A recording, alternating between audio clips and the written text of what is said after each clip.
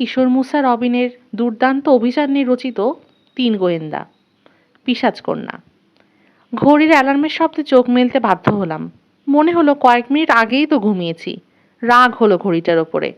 তাকিয়ে দেখি দুপুর পেরিয়ে গেছে। তার মানে দীর্ঘ সময় ঘুমিয়েছি। জানালার বাইরে উজ্জ্বল আলো। মনে পড়ে গেল সব কথা। কাল রাতে ডাক্তার অলরিজিনকে দিয়ে আমার রিলিজ পেপার সই করিয়ে বাড়ি নিয়ে এসেছে বাবা। ঘড়িটাতে আমিও অ্যালার্ম দিয়ে রেখেছিলাম। গরমের ছুটি চলছে, স্কুলে যাবার তাড়া নেই। ভাবলাম আর একটু ঘুমিয়ে নিই। অ্যালার্ম বন্ধ করার জন্য সুইচ টিপতে গেলাম, কিন্তু ঘড়িটার গায়ে আমার আঙুলের ছোঁয়া লাগতেই অদ্ভুত একটা কাণ্ড ঘটল। বন্ধ হয়ে গেল ঘড়িটা, পুরোপুরি মৃত। অ্যালার্ম তো বন্ধ হলোই, সময় শো করার যে লাল নম্বরগুলো জ্বলছিল সেগুলোও নিভে গেল। চোখ থেকে ঘুম ঘুম ভাব দূর হয়ে গেল আমার। মনে পড়ে গেল গাড়িটার কথা। গত রাতে গাড়িটাও এই ঘড়ির মতো আচমকাই মরে গিয়েছিল। তুলে নিলাম ঘড়িটা। অদ্ভুত একটা সুরসুরি জাতীয় অনুভূতি টের পেলাম আঙুলে। হাত বাহু বেয়ে উঠে এলো শরীরে, পেটের কাছে নেমে গেল। চাঙ্গা বোধ করতে লাগলাম। লাফ দিয়ে বিছানা থেকে মাটিতে নামলাম। ড্রেসারের ওপর চোখ পড়তেই দেখতে পেলাম সিডি প্লেয়ারটা, পাশেই রাখা সেই ব্লাউজ, যেটার কারণে এত হেনস্থা হতে হয়েছে আমাকে গতকাল। সিডিটা নতুন, নিশ্চয়ই আমার জন্মদিনের উপহার। বাবা কিনে এনে রেখে দিয়েছে আমি যখন ঘুমিয়েছিলাম। খুব খুশি হলাম। বাবার প্রতি কৃতজ্ঞতায় মনটা ভরে গেল। এত ভালো বাবা খুব কম মেয়েরই ভাগ্যে জোটে। এরকম একটা সিডি প্লেয়ার পাওয়ার আমার বহুকালের শখ। বাজাতে গেলাম। ড্রেসারের নিচে কার্পেটের ওপর ফেলে রাখা হয়েছে বাক্সটা। ওতে একটা পাতলা বই পেলাম। কি করে বাজাতে হয় লেখা রয়েছে তাতে। সিডি প্লেয়ার বাজাতে আমি জানি, তাও বইটা দেখে নিলাম ভালো মতো। সিডির পেছনে তার সহ প্লাগটা বের করে নিলাম। সকেটে ঢোকাতে হবে। সকেটটা রয়েছে আমার পড়ার টেবিলের নিচে। চেয়ার সরিয়ে ঢুকে পড়লাম টেবিলের নিচে। প্লাগের কাঁটাগুলো ঢোকাতে গেলাম সকেটে, কিন্তু ঢুকলো না। কয়েকবার চেষ্টা করে কেন ঢুকছে না দেখার জন্য তুলে আনলাম চোখের সামনে। একটা কাঁটা সামান্য বাঁকা হয়ে আছে। মেজাজ খারাপ হয়ে গেল। নতুন জিনিসটার বাঁকা কাঁটা? সোজা করতে প্লায়ার্স লাগবে। বেরিয়ে আসার আগে প্লায়ার্স ছাড়াই সোজা করা যায় কিনা দেখার জন্য 2 আঙুলে টিপে ধরে চাপ দিলাম। বাকি আঙুলগুলোর কোণ একটা বোধহয় কাঁটাটাতে লেগে গিয়েছিল। সঙ্গে সঙ্গে ঘটে গেল এক আজব ঘটনা। জ্যান্ত হয়ে উঠল সিডি প্লেয়ার। পাওয়ার পেয়ে গেছে। বিদ্যুৎ সরবরাহ শুরু হয়ে গেছে মেশিনে। একটা সিডি ঢোকানোই ছিল, প্লে বাটনটাও অন করা ছিল। বাজতে শুরু করলো সঙ্গে সঙ্গে। এমনভাবে চমকে গেলাম, টেবিলের নিচে যে আছি বেমালুম ভুলে গেলাম। ধপ করে মাথা তুলতে গিয়ে বাড়ি খেলাম। ব্যথা লাগলো। উহ, মাথা নিচু করে ফেললাম। প্লাগটা ছেড়ে দিয়ে তাড়াতাড়ি বেরিয়ে এলাম বাইরে। আমি ছেড়ে দিতেই আবার পাওয়ার চলে গেছে। অফ হয়ে গেছে প্লেয়ার। বুঝতে আর অসুবিধে হলো না, আমি একটা চলমান জেনারেটরে পরিণত হয়েছি। চোখ পড়লো আবার ব্লাউজটার ওপরে। মনে হলো গতকাল ওটা গায়ে দেবার পর থেকেই যত গন্ডগোল শুরু হয়েছে। গায়ে দিয়ে ওটিতে চলে গিয়েছিলাম, নিজের উপর এই ভয়ঙ্কর ক্ষমতাটা প্রকাশ পেল। সত্যি কি তাই? আরেকবার পরীক্ষা করে দেখার কৌতূহল দমন করতে পারলাম না। নিশ্চিত হতে হবে ওই ব্লাউজটার মধ্যেই লুকোনো রয়েছে কিনা এত ক্ষমতা। জানাটা জরুরি মনে হলো আমার কাছে। ব্লাউজটা হাতে করে নিয়ে গিয়ে আয়নার সামনে দাঁড়ালাম। আয়নার দিকে চোখ রেখে ধীরে ধীরে পড়ে ফেললাম। ভয় লাগছে। বুকের মধ্যে দুরু দুরু করছে। কি ঘটবে জানি না। মলের ড্রেসিং রুমে যা ঘটেছিল ঠিক একইভাবে মিটমিট করতে লাগলো ঘরের বাতিটা। কানের কাছে গুঞ্জন শুনলাম, তারপর দপ করে নিভে গেল বাতি। জ্বলে উঠল আবার। ঘরের বাইরে পদশব্দ শুনতে পেলাম। বাবা আসছে নিশ্চয়ই। বাবা! গলা চড়িয়ে ডাক দিয়ে এগিয়ে গেলাম দরজার দিকে। উপহারটার জন্য একটা ধন্যবাদ দেওয়া দরকার। বাবা! দরজা খুলে স্থির হয়ে গেলাম। এ তো বাবা নয়। পড়া থামালো রবিন। দম নিল। ডায়েরিতে কটা পাতা বাকি আছে উল্টে দেখল। মুখ তুলে বলল, আর বেশি নেই, মাত্র কয়েকটা পাতা। পড়ে ফেলো, মুসা বলল। বাপরে বাপ, এ কি গল্প শোনাচ্ছে! আমার কাছে তো রীতিমতো ফ্যান্টাসি মনে হচ্ছে। মাথা ঝাঁকালো জিনা। চোখের সামনে সেদিন কিশোরকে রূপ পাল্টাতে না দেখলে বিশ্বাসই করতাম না। ভাবতাম রিটা গোল মারছে। পড়ো পড়ো, তাগাদা দিল মুসা। লম্বা শ্বাস টেনে ফুসফুস বোঝাই করল রবিন। ধীরে ধীরে সেটা বের করে দিয়ে চোখ নামলো আবার ডায়েরির পাতায়। রিটা লিখেছে, এমন একজনকে দেখতে পেলাম যাকে আমি বহুদিন দেখিনি। পরনে বড় বড় গোলাপি ফুল আঁকা কাপড়ের হাউস ড্রেস, কানে ম্যাচ করা রঙের রিং। ওই পোশাক আমার অতি পরিচিত। কতবার ওটার নিচের অংশ ধরে টানাটানি করেছি, তার ইয়ত্তা নেই। ওটা ধরে শপিং সেন্টারে গেছি, আরও কত কি। মা! চিৎকার দিয়ে সামনে ছুটে গেলাম। ঠোঁটে আঙুল রেখে চিৎকার করতে মানা করলো মা। আমার ঘরে ঢুকে আসতেই লাগিয়ে দিল দরজাটা। নিজের চোখে যেন বিশ্বাস করতে পারলাম না। আবার সেই মায়ের সামনে দাঁড়িয়ে আছি, বহু বছর আগেই যাকে হারিয়ে ফেলেছিলাম। জীবনে আর কোনোদিন দেখতে পাবো স্বপ্নেও ভাবিনি। হাত বাড়ালেই ছুঁতে পারছি। স্বপ্ন নয়, পুরোপুরি বাস্তব। হঠাৎ লক্ষ্য করলাম আমার ঘরটাও বদলে গেছে।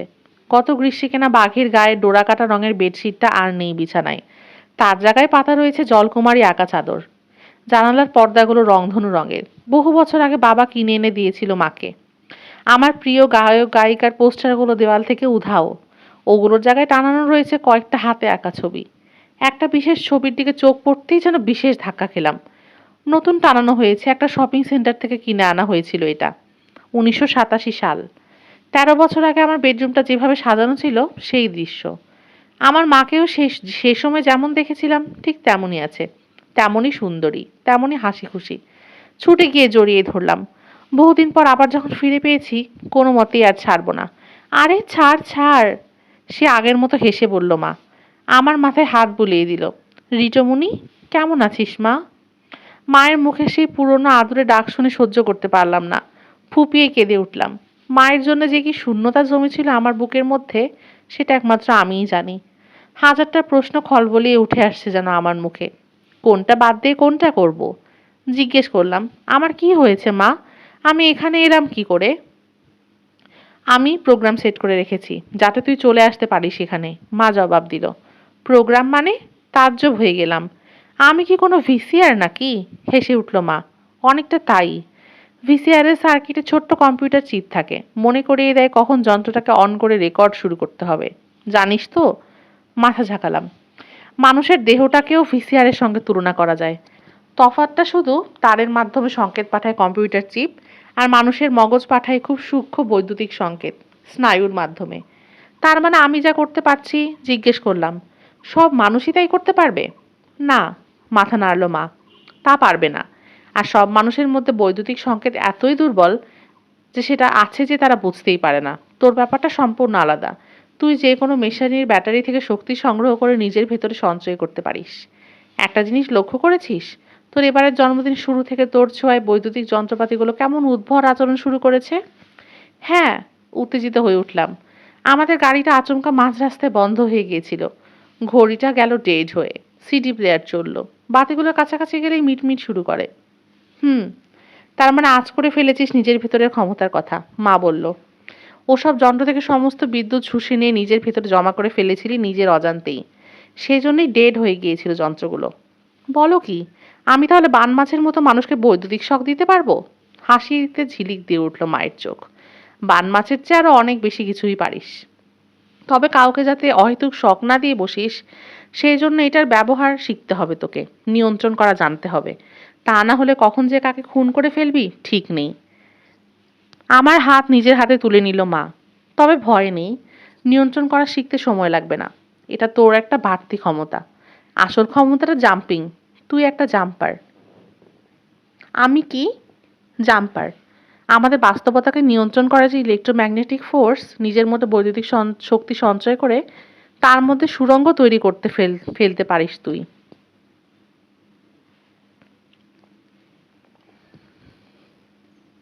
সেই সুড়ঙ্গে ঝাঁপ দিয়ে মুহূর্তের মধ্যে চলে যেতে পারিস যে কোনো সময়ে, যাকে মোটামুটিভাবে বলা চলে টাইম ট্রাভেল।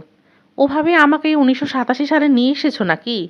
মায়ের কথায় হা হয়ে করিয়ে দিল আমাকে। মুচকি হাসলো মা। আমি আনিনি। আমি জাম্পার নই। তুই এসেছিস আমার কাছে। নিজেই নিজেকে নিয়ে এসেছিস। কিন্তু কিভাবে? আমি তো চেষ্টাও করিনি। তোকে চেষ্টা করতে হয় না। তোর অতি ইন্দ্রিয়ই এই ব্যাপারে তোকে সাহায্য করে। বুঝলাম না। আচ্ছা বলতো, কখন উঠতে শিখে পাখির ছানা? ওড়ার জন্য তাকে কোনো শিক্ষা নিতে হয়? না, আমি জবাব দিলাম। তার মানে উঠতে পারার ক্ষমতাটা ওর জন্মগত। ডিমের ভেতর থেকে যেদিন বেরোয় সেদিন থেকেই ক্ষমতাটা তৈরি হয়ে যায় ওর মধ্যে। কিন্তু পারে না যতক্ষণ না মা ওকে বাসা থেকে ঠেলে ফেলে দেয়। মার কথা ভয় ধরিয়ে দিতে লাগলো আমার। তুমি কি বলতে চাইছো আমি উঠতেও পারি? না, তা পারিস না। একটা উদাহরণ দিলাম। বাসা থেকে ঠেলে ফেলার পর হঠাৎ করে আবিষ্কার করে ফেলে পাখির ছানা সে উঠতে পারে। কিছুক্ষণ আনাড়ির মতো ডানা ঝাপটাতে ঝাপটাতে শেষে ঠিক শিখে ফেলে কি করে ওগুলোকে নিয়ন্ত্রণ করতে হয়। সময় মতো আমিও তোকে কেবল একটা ঠেলা দিয়ে দিয়েছি। বাকিটা তোর আপনা আপনিই করতে হবে। কিন্তু মহা অস্বস্তিতে পড়লাম। তুমি আমাকে ঠেলা দিলে কিভাবে? তুমি তো আমার সঙ্গেই ছিলে না। ছিলাম, মাথা ঝাঁকালো মা। তুই সেটা বুঝতে পারিসনি। বহুকাল আগে তোর মগজে একটা মেসেজ রেখে গিয়েছিলাম আমি। তোর এবারকার জন্মদিনে যাতে আমার কাছে আসতে পারিস, পিছিয়ে আসতে পারিস এখনকার সময়ে। মেসেজটাকে উস্কে দেওয়ার জন্য আরও একটা জিনিসের ব্যবস্থা করে রেখেছিলাম, যেটা দেখলেই মনের মধ্যে ঝড় ওঠে তোর। এই ব্লাউজটা! জোরে কথা বলতেও ভয় পাচ্ছি, যেন চিৎকার করলে এই মধুর স্বপ্নটা টুটে যাবে, অদৃশ্য হয়ে যাবে মা। বুঝতে পারছি এখন দোকানে ব্লাউজটা দেখে চেনা চেনা কেন লাগছিল আমার। হ্যাঁ, মা বলল, ওটা এক ধরনের ভিজুয়াল ট্রিগার। অভ্যস্ত হয়ে যাওয়ার পর কোনো কিছু সাহায্য ছাড়া নিজে নিজেই জাম্প করতে পারবি। কিন্তু আপাতত ট্রিগারটা অন করার জন্য সামনে একটা কিছু থাকা দরকার। ব্লাউজটা দিয়েই প্রোগ্রাম সেট করে রাখতে হয়েছে আমাকে। ঘড়ি দেখলো মা। আর বেশি সময় নেই আমাদের হাতে। কথাটা শোনার সঙ্গে সঙ্গেই ভয় করছিল। আবার হারাতে চাচ্ছি মাকে। কেন যাবে কেন? মা যেন আমার কথা শুনতেই পেল না। একটা কথা মনে রাখবি, সময় ভ্রমণ একটা ভয়ঙ্কর ব্যাপার। এতে স্পেস টাইম কন্টিনামে চিট ধরায়। অতীতের সামান্যতম পরিবর্তনও ভয়ঙ্কর সময় কম্পন সৃষ্টি করতে পারে। চোখ বন্ধ করলো মা। মাথা ঝেড়ে অতীতের কোনো স্মৃতি যেন ঝেড়ে ফেলে দিতে চাইল। ব্যাপারটা বড়ই জটিল রিতু। এখানে যত কম সময় কাটাবি তুই ততই ভালো। সেই জন্য মাত্র 15 মিনিটের জন্য তোকে এখানে নিয়ে এসেছিলাম আমি। মাত্র 15 মিনিট? কিন্তু আমার তো আরো অনেকক্ষণ থাকার ইচ্ছে। আমার হাতে মায়ের হাতের চাপ আরো শক্ত হলো। চাইলেই তো আর সব হয় না। কথা বাড়াস না। জরুরি কথা সারতে হবে। তোকে এখানে ডেকে আনার সেটাও একটা কারণ। একটা খাম থেকে একটা ফটোগ্রাফ বের করলো মা। 6 থেকে 7 বছরের 5টা হাসি খুশি ছেলে মেয়ের গ্রুপ ছবি। নে এগুলো নে, দেখে বলতো কাউকে চিনতে পারিস কিনা।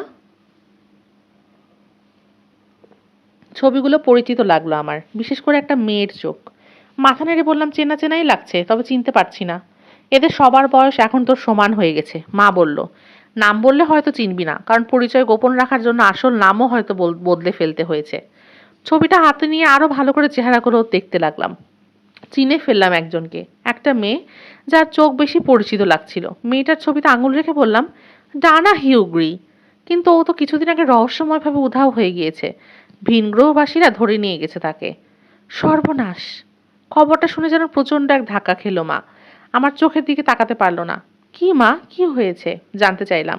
তার মানে ওরা জেনে গেছে, মা বলল, এবং তার মানে তোকেও ধ্বংস করতে কিংবা ধরে নিয়ে যেতে আসবে ওরা। সাবধান রিটা। মা কতটা সিরিয়াস হলেই আমাকে রিটা বলে ডাকে, এটাই তার প্রমাণ। খুব সাবধান। তোকে বাঁচানোর জন্য আমি ওখানে থাকতে পারবো না। নিজেকে নিজেরই বাঁচাতে হবে তোর। কি বলছো মা? কার হাত থেকে বাঁচবো? সময় নেই, যা বললাম মনে রাখিস। আরেকটা কথা, তোর কোনো কথা জানতে হলে মাদাম জিতসুর সঙ্গে যোগাযোগ করিস। ওই মহিলা অনেক জ্ঞানী। অতীত, বর্তমান, ভবিষ্যতের অনেক খবর রাখে। তুমি ওই জিপসি গণক মহিলার কথা বলছো? ও তো একটা চিট। Good bye রিটু। মা, মা যেও না, আর একটু দাঁড়াও। চিৎকার করে উঠলাম। কি বলো? আমার মনে হলো মাকে যদি এখনই বলে দেই কিভাবে মারা গেছে সে, তাহলে হয়তো আর মারা যাবে না। ভয়াবহ সেই সকালটা এড়াতে পারবে। যদি পারে নিয়তি বদলে যাবে তার, মারা যাবে না। কিন্তু কোনোভাবেই কি নিয়তি বদলাতে পারে মানুষ? অতীতকে পরিবর্তন করে ভবিতব্য এড়াতে পারে?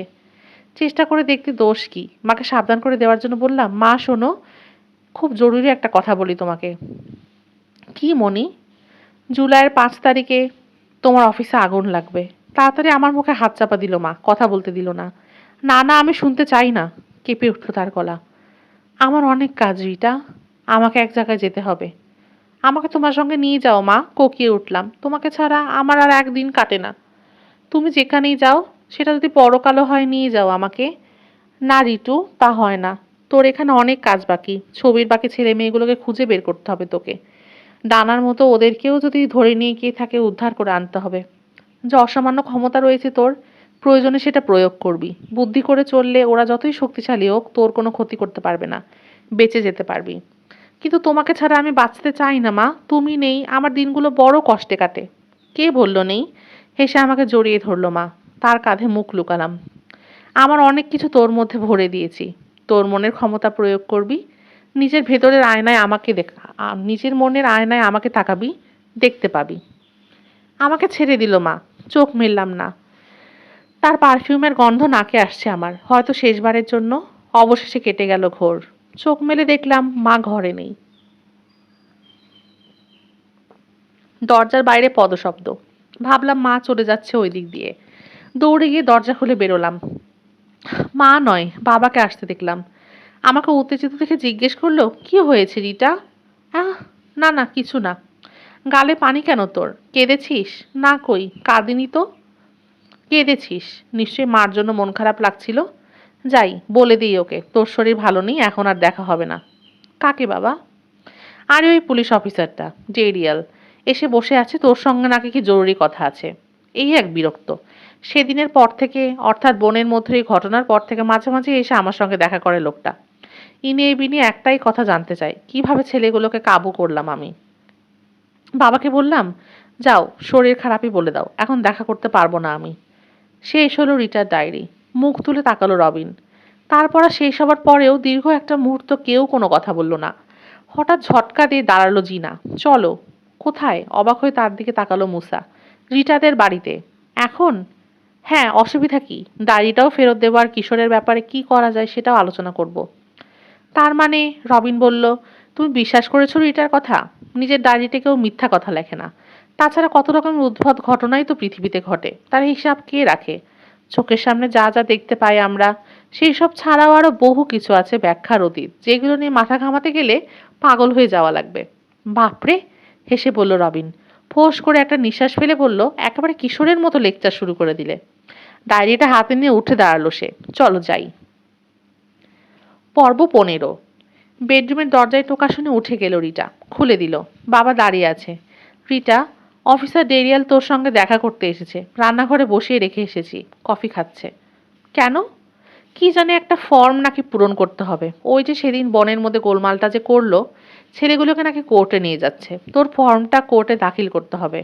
ঠোঁট কামলারও রিটা। কি যেন ভাবলো। বেশ, যাও, আমি আসছি, কাপড়টা বদলে আসি। মিস্টার গোল্ডবার্গ চলে গেলেন। সিঁড়িতে তার পায়ের শব্দ মিলে যাওয়ার অপেক্ষা করলো রিটা। তারপর দৌড় দিয়ে এসে ঢুকলো দোতলার হলরুমে, টেলিফোনটার যেখানে। ছো মেরে তুলে নিয়ে ডায়াল করলো রবিনদের বাড়িতে। হ্যালো? কে? রবিন? ও, আমার বাড়িতে আসছিলে? শোনো, আসার দরকার নেই, আপাতত বাড়িতেই থাকো। ও সেই লোকটা, অফিসার ডেরিয়াল এসে বসে আছে। আমাকে থানায় নিয়ে যেতে চায়। কিসের ফর্ম নাকি পূরণ করতে হবে। আমার সন্দেহ লাগছে। কথা বলে আসি, আবার ফোন করব তোমাকে। ডেরিয়ালের সঙ্গে কথা বলে সন্দেহজনক তেমন কিছু বুঝতে পারলো না, কিন্তু মনটা খুঁতখুত করতেই থাকলো তার। আবার ওপরতলায় এসে রবিনকে ফোন করলো সে। বলল, আমি থানায় যাচ্ছি। ঠিক আছে, যাও, সাবধানে থেকো। থানায় গিয়ে একটা ফোন করো। আমরা ফোনের পাশেই রইলাম। কয়েক মিনিট পর একটা পুলিশ ক্রুজারের পেছনে বসে রওনা হলো রিটা। অস্বস্তিটা কোনো মতেই তাড়াতে পারল না মন থেকে। অফিসার ডেরিয়ালি ওকে পেছনে বসতে বলেছে নিরাপত্তার খাতিরে। কেবলমাত্র পুলিশম্যানরাই নাকি সামনে বসে। পেছনের সিটটা বানানো হয়েছে অপরাধীদের জন্য। দরজার হাতল নেই, জানালার বাটল বা নক নেই। ড্রাইভারের সিট থেকে পেছনের সিটটাকে আলাদা করে রেখেছে প্লাস্টিক আর ধাতুর গ্রিল। ছোটখাটো একটা হাজতের মতো লাগছে রিটার কাছে। কোনো অসুবিধা হচ্ছে? রিটার অস্বস্তিটা টের পেয়েই যেন জিজ্ঞেস করলো ডেরিয়াল। না, হচ্ছে না অফিসার। শুধু ডেরিয়াল বললেই চলবে। ঘুরে যেতে অনেক রাস্তা, দেখি শর্টকাটে যাই, অনেক সময় বাঁচবে। কোন দিক দিয়ে যাবে না যাবে সেটা ডেরিয়ালের ইচ্ছা। রিটা আর কি বলবে, চুপ করে রইল। মোড় দিয়ে সরু একটা নির্জন পরিত্যক্ত রাস্তায় নামলো ডেরিয়াল। অস্বস্তিটা বাড়ল রিটার। দুই পাশে কোথাও চষা ক্ষেত, কোথাও বন। বাড়িঘরের কোনো চিহ্ন নেই। 15 মিনিট পর যখন বন আরো ঘন হতে দেখলো, আর জিজ্ঞাসা না করলে পারল না সে, এদিক দিয়ে কি সত্যিই বেরোনো যাবে? জবাব পেল না। হঠাৎ চুপ হয়ে গেছে ডেরিয়াল। আবার জিজ্ঞেস করলো রিটা। ভারী গলায় জবাব দিল ডেরিয়াল। বেরোনো যাবে, কিন্তু আমি থানায় যাব না। সন্দেহটা ঠিকই করেছো তুমি। পালাতে আর পারবে না ডেল্টা গার্ল, ধরা পড়ে গিয়েছো। Delta girl? কেন, জানো না তুমি? তুমিও ডেল্টাদের একজন, অসামান্য ক্ষমতাধর। কিন্তু আজ আর কিছু করতে পারবে না তুমি। ডেল্টাদের একজন মানে? আমি তো কিছুই বুঝতে পারছি না। না পারার তো কথা নয়। মাত্র সেদিনই তো কিশোর পাশার নকল একজন ডেল্টা এসেছিল। ওর নাম এজেন্ট নিমো। মিশন সাকসেসফুল না করেই চলে যেতে হয়েছে তাকে। এখন আমাকে কোথায় নিয়ে যাচ্ছেন? গেলেই দেখতে পাবে। চুপ হয়ে গেল রেডিয়াল। বিপদটা আঁচ করতে পারল রিটা। ডানা হিউগ্রি আর কিশোর পাশার মতো তাকেও হয়তো উধাও করে দেয়া হবে। পালানোর কথা চিন্তা করতে লাগলো সে। জানালাতে ঝাঁপ দিয়ে পড়া যাবে?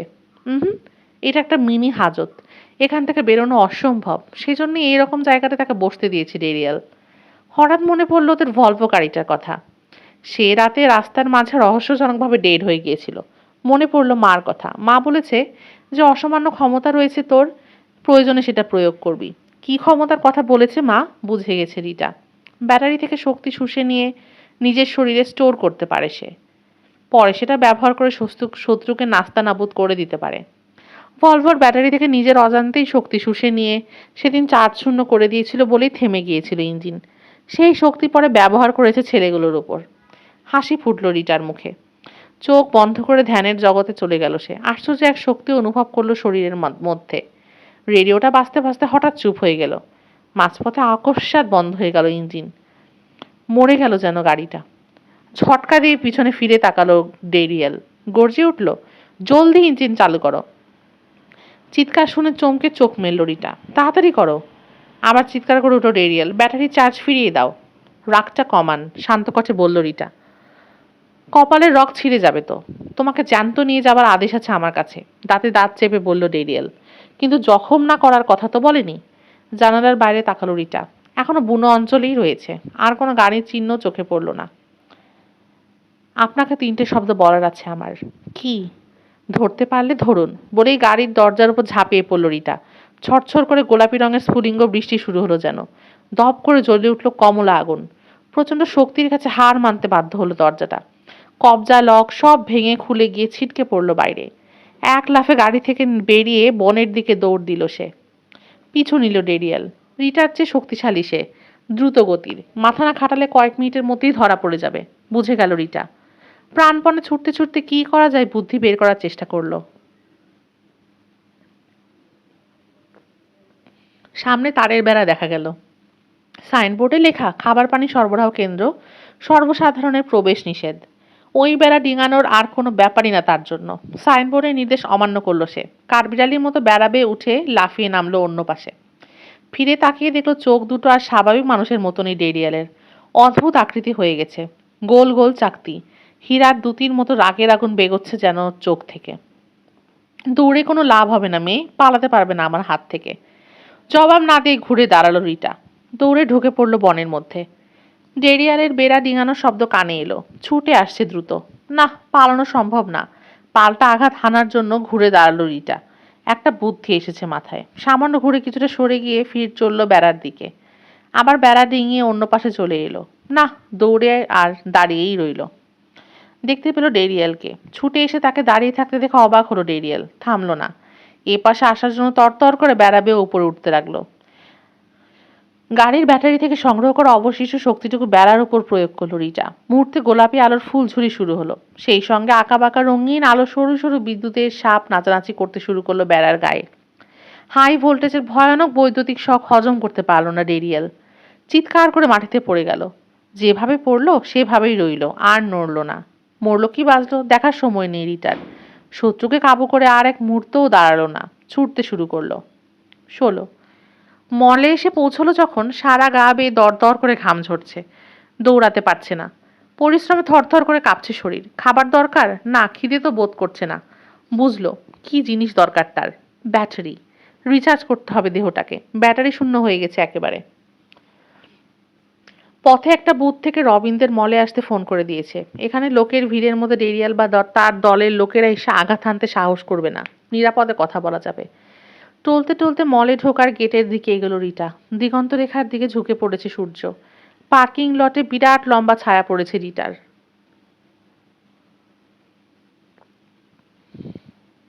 বিকেল শেষ হয়ে আসছে। কতক্ষণ ধরে দৌড়েছে সে অনন্তকাল। একটা খেলনা ঘোড়ার উপর বসে কাঁদছে 3 বছরের একটা বাচ্চা। সারা মুখ আইসক্রিমে মাখামাখি।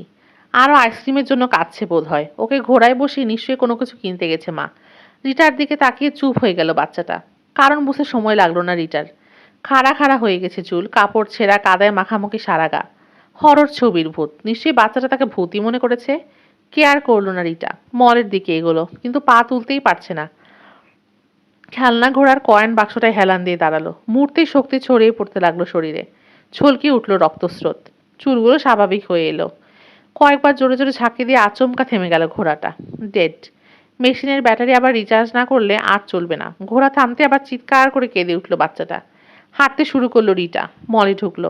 দেখলো ওর আগেই এসে বসে আছে রবিন। ভিডিও গেমের দোকানের সামনে অস্থিরভাবে পায়চারি করছে। রিটার দিকে তাকিয়ে বড় বড় হয়ে গেল চোখ। হাঁ করে দীর্ঘ সময় তাকিয়ে রইল তার দিকে।